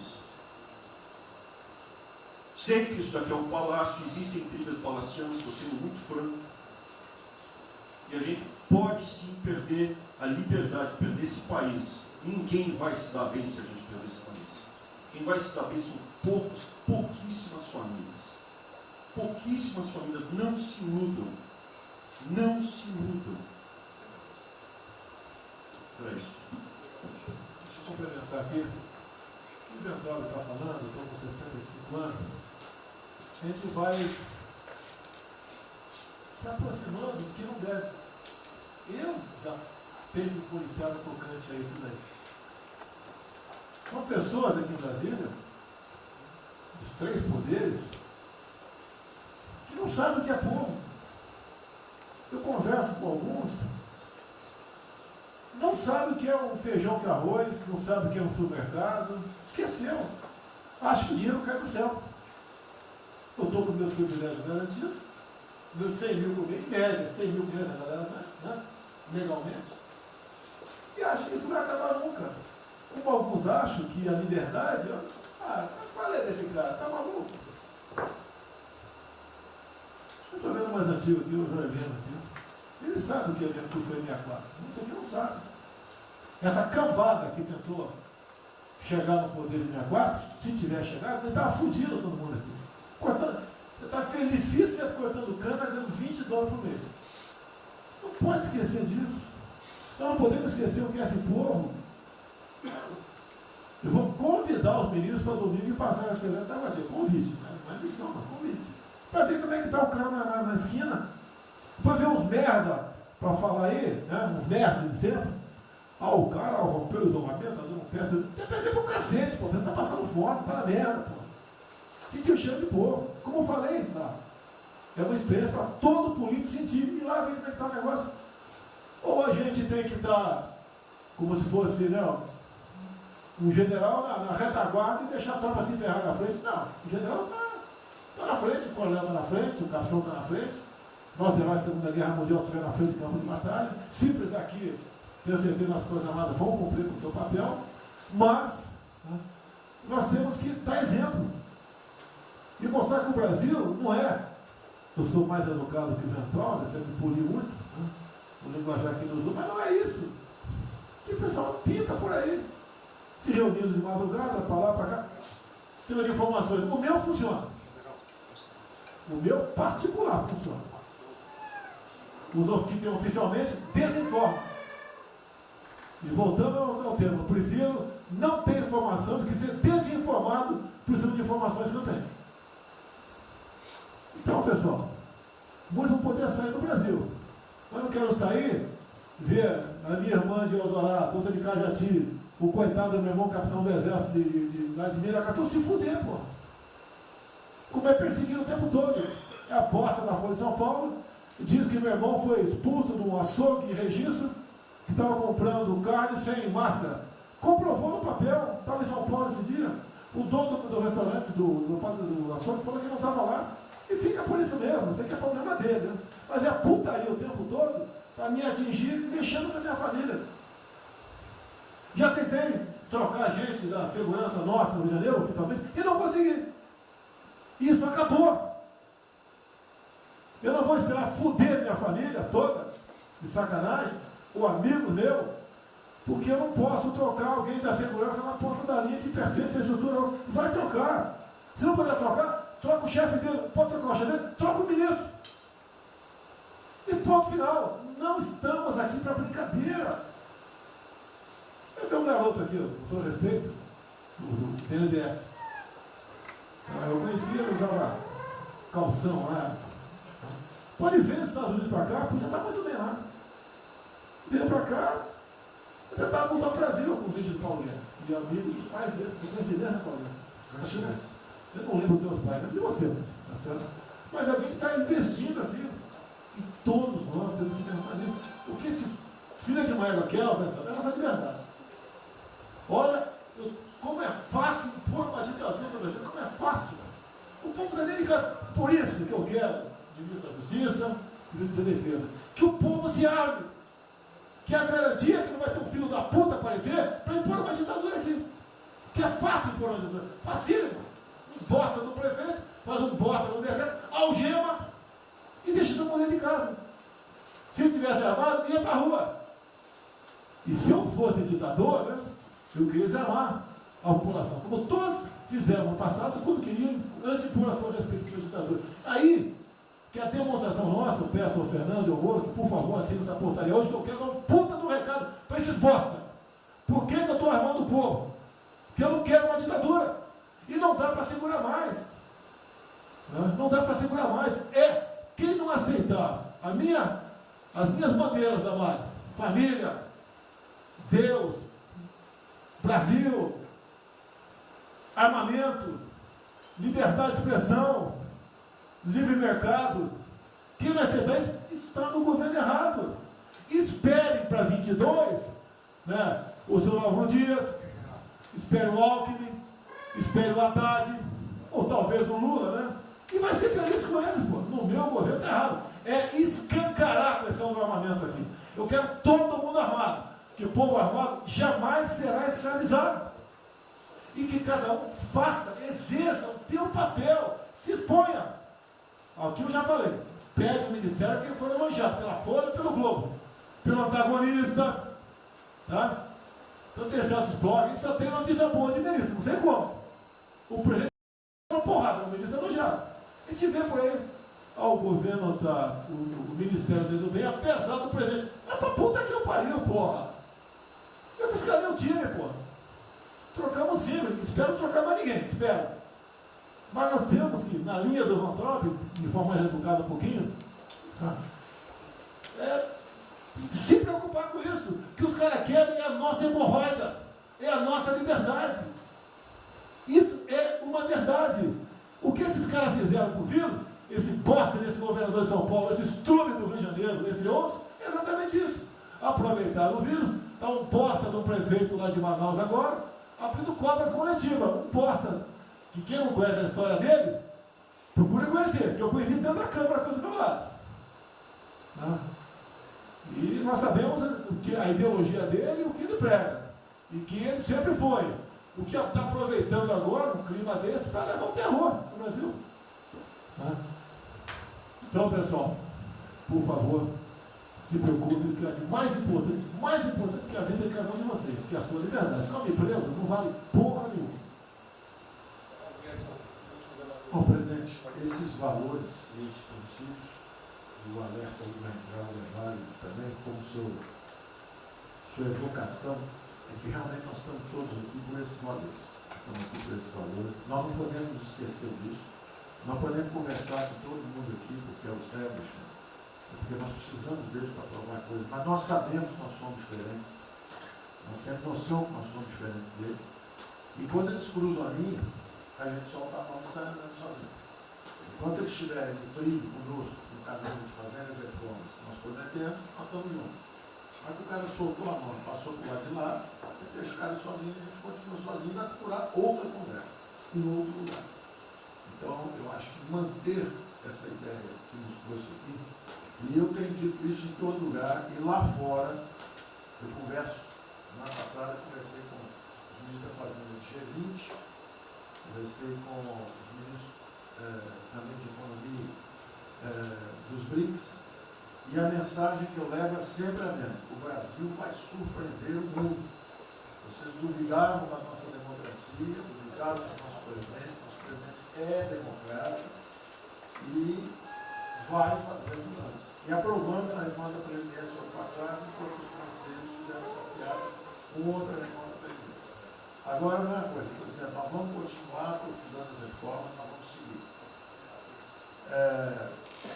Eu conheço todas as histórias de reconstrução por profissão, obrigado a estudar isso, a reconstrução da Alemanha na Segunda Guerra, a Primeira Guerra com o Chaves, a Segunda Guerra com o Ludwig Erhard, a reconstrução da economia do Chile com os caras de Chicago, todos os casos, o caso da fusão das duas Alemanhas, eu conheço profundamente, no detalhe, não é de ouvir falar, de ler 8 livros sobre cada reconstrução dessa. Então, eu li James 3 vezes no original antes de eu chegar a Chicago. E para mim não tem blues, não tem dó, não tem blá blá blá. Tem estudos sobre todas as ocasiões. E nós demos uma demonstração disso quando nós estávamos indo numa direção norte, com as reformas estruturantes, e de repente, em 3 semanas e meia, nós fomos para o sul.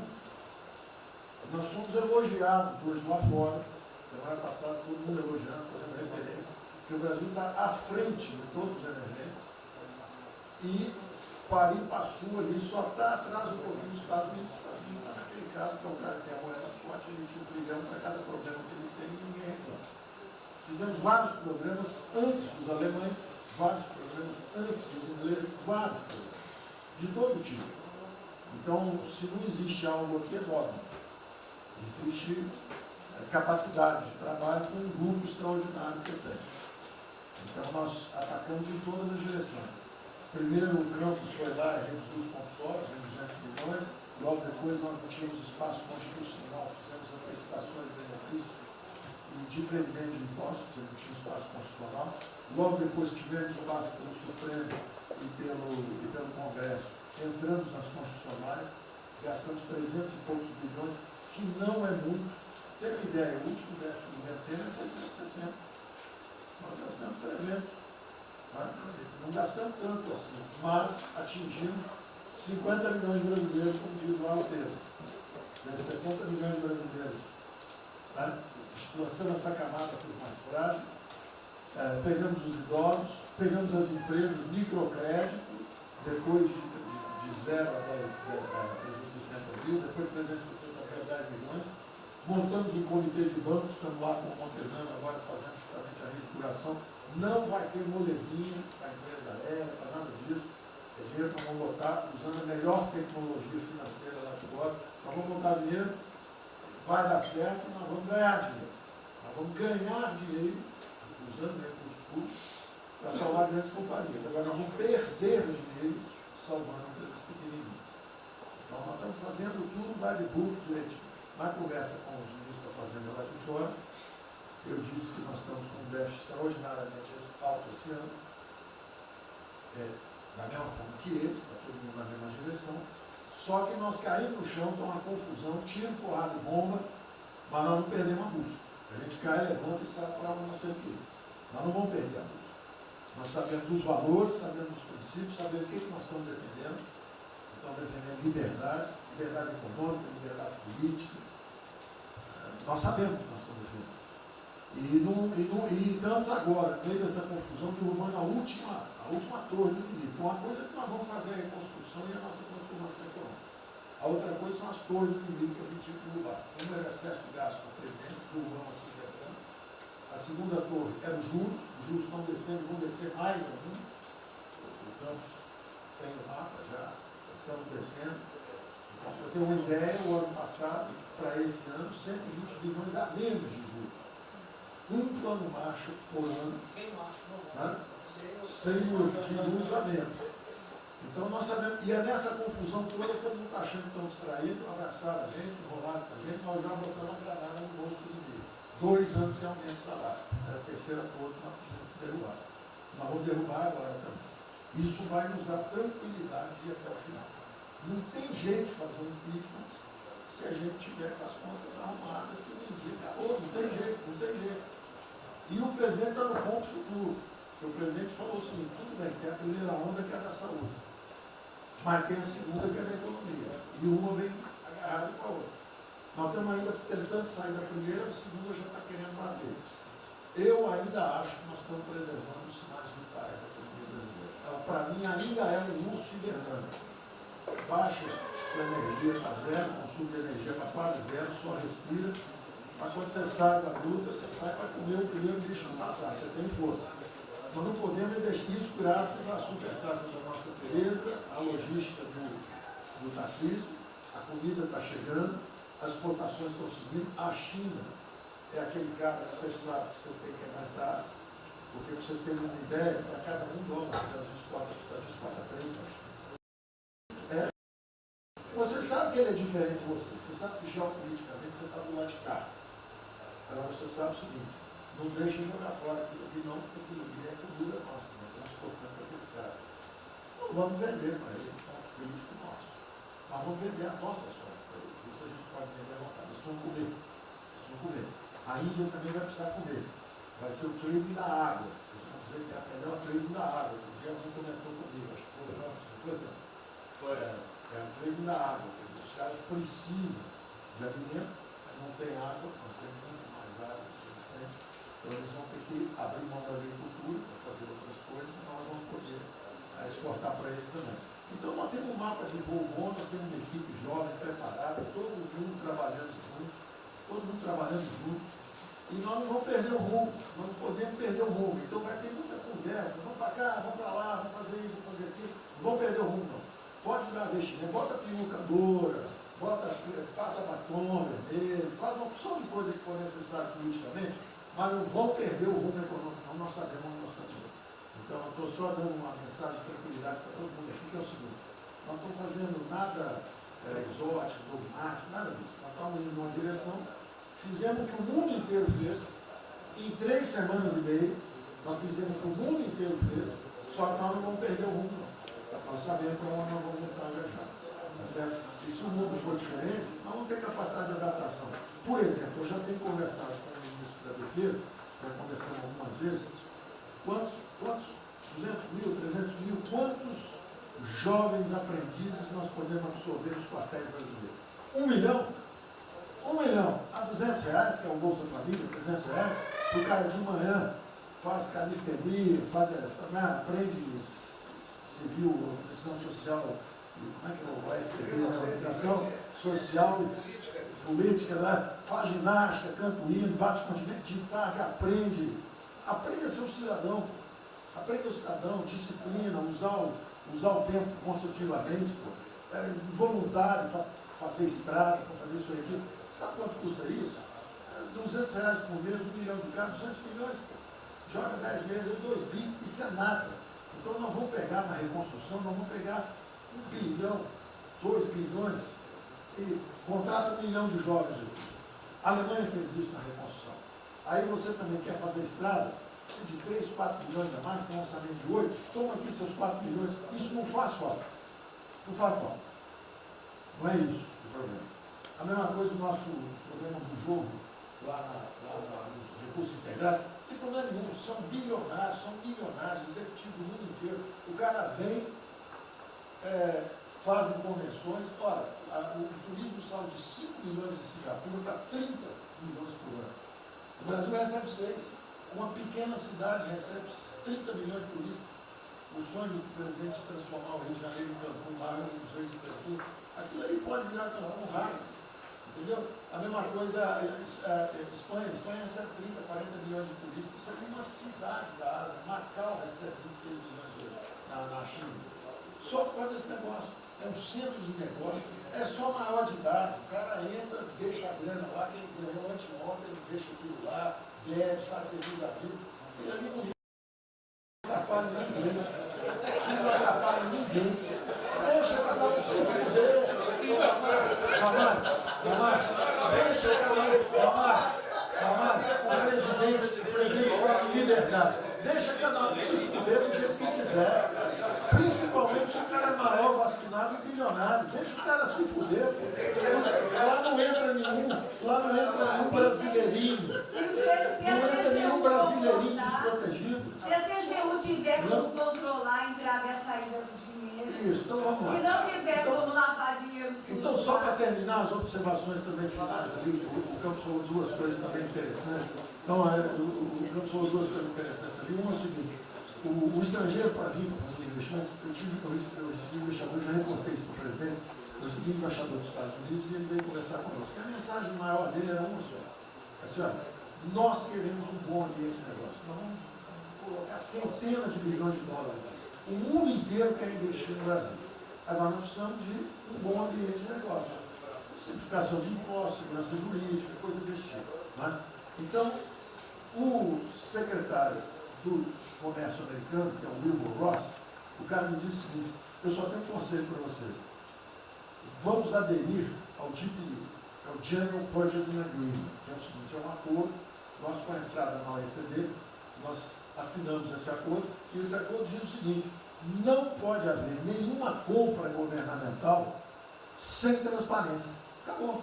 Então não basta a gente fazer isso, quer dizer, não vai fazer concorrência para concessão, privatização. Então nós já estamos na pista certa, já estamos indo na direção certa. Só uma informação sobre isso aí. Eu fiz uma reunião com o pessoal da CDE essa semana, agora foi semana passada, falando do nosso interesse. Eles falaram que já nos consideram da CDE.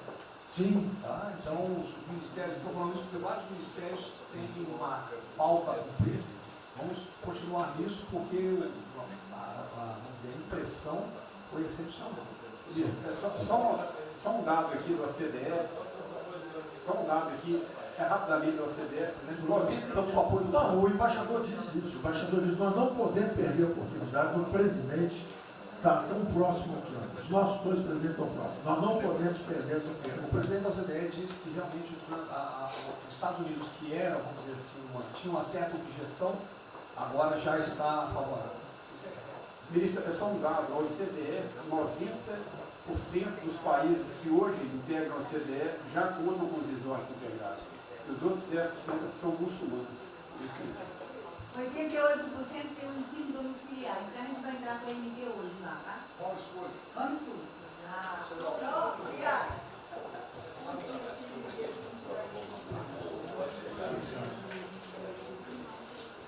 Uma nova ordem para o coronavírus. Muitos países vão colocar regras para ter estoque novamente. Eu acho que não é o nosso caso. Nós temos que ter acesso ao mercado.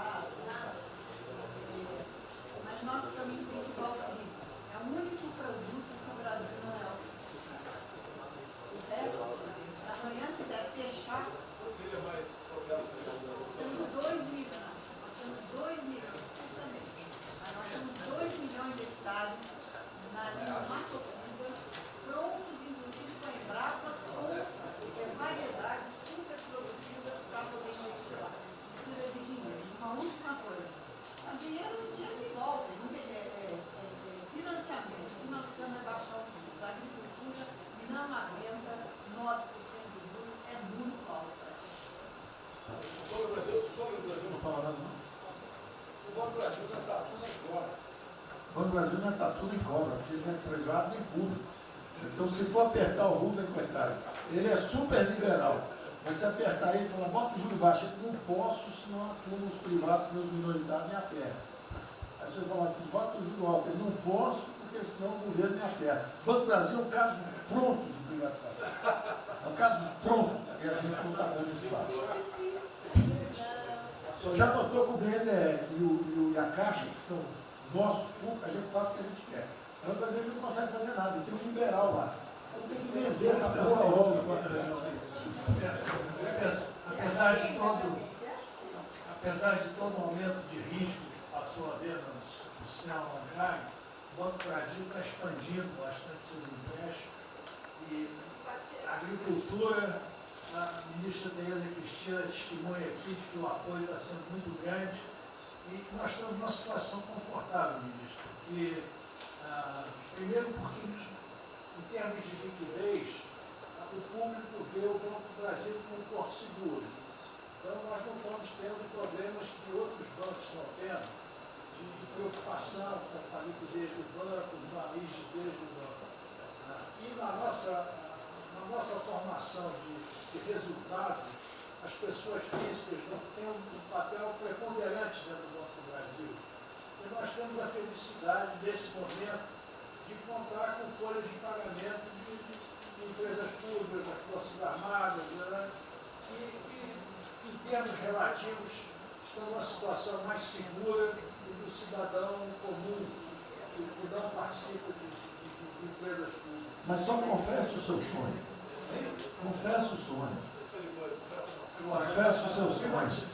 Em relação à privatização... Foi 23 a confessa, agora não. Em relação à privatização, eu acho que fica claro que com o BNDES cuidando do desenvolvimento, com a Caixa cuidando da área social, o Banco do Brasil estaria pronto para um programa de privatização. Né? Mas isso a gente pode fazer. Só se discute, só se fala isso em 23. A gente pode fazer um dia um seminário aí, que possa escrever aí. Porque o Banco do Brasil, no passado, teve muitos privilégios pelo fato de ser público. Né? As folhas de pagamento vinham naturalmente do Banco do Brasil para a Caixa. A administração dos depósitos judiciais eram sempre do Banco do Brasil e da Caixa. Hoje isso tudo é processo de concorrência. Nós temos que pagar muito caro por esses antigos privilégios que não são mais privilégios. E fica só o lado ruim de ser estatal, pesando no Banco do Brasil. Porque a gente não tem a mesma facilidade de contratação, a gente não tem a mesma facilidade de demissão de maus funcionários e vai por diante. Quer dizer, tudo tem que submeter ao governo, tem o Tribunal de Contas travando tudo. Né? O Tribunal de Contas, hoje em dia, é uma usina de terror. Se a gente faz alguma coisa, está arriscado dentro da cadeia. Se não faz, é processado por inação. Você não tomou as providências que tinha que ter tomado. Virou um terror isso. Se ficar o bicho pega, se correr o bicho come. Agora, se me perder, eu queria fazer uma observação rápida sobre a área de medicina. Eu acompanho os números diariamente. Eu vejo que os óbitos, eles chegaram diários, passaram de 200 durante alguns dias, 4, 5 dias, mais de 200 pessoas sendo mortas. De uns 4, 5 dias para cá, esses óbitos caíram bastante, já não chegam mais na casa dos 200. A minha sensação, de quem não é especialista no negócio, mas que observa os números, é que o tal do pico, o tal famoso pico, que gerava tantas preocupações, a minha sensação é que esse pico já passou. Né? Agora... É que o senhor não viu o número que nós mostramos agora, mas isso é outra história. Senhores, sem querer cortar, muito obrigado a todos, porque senão...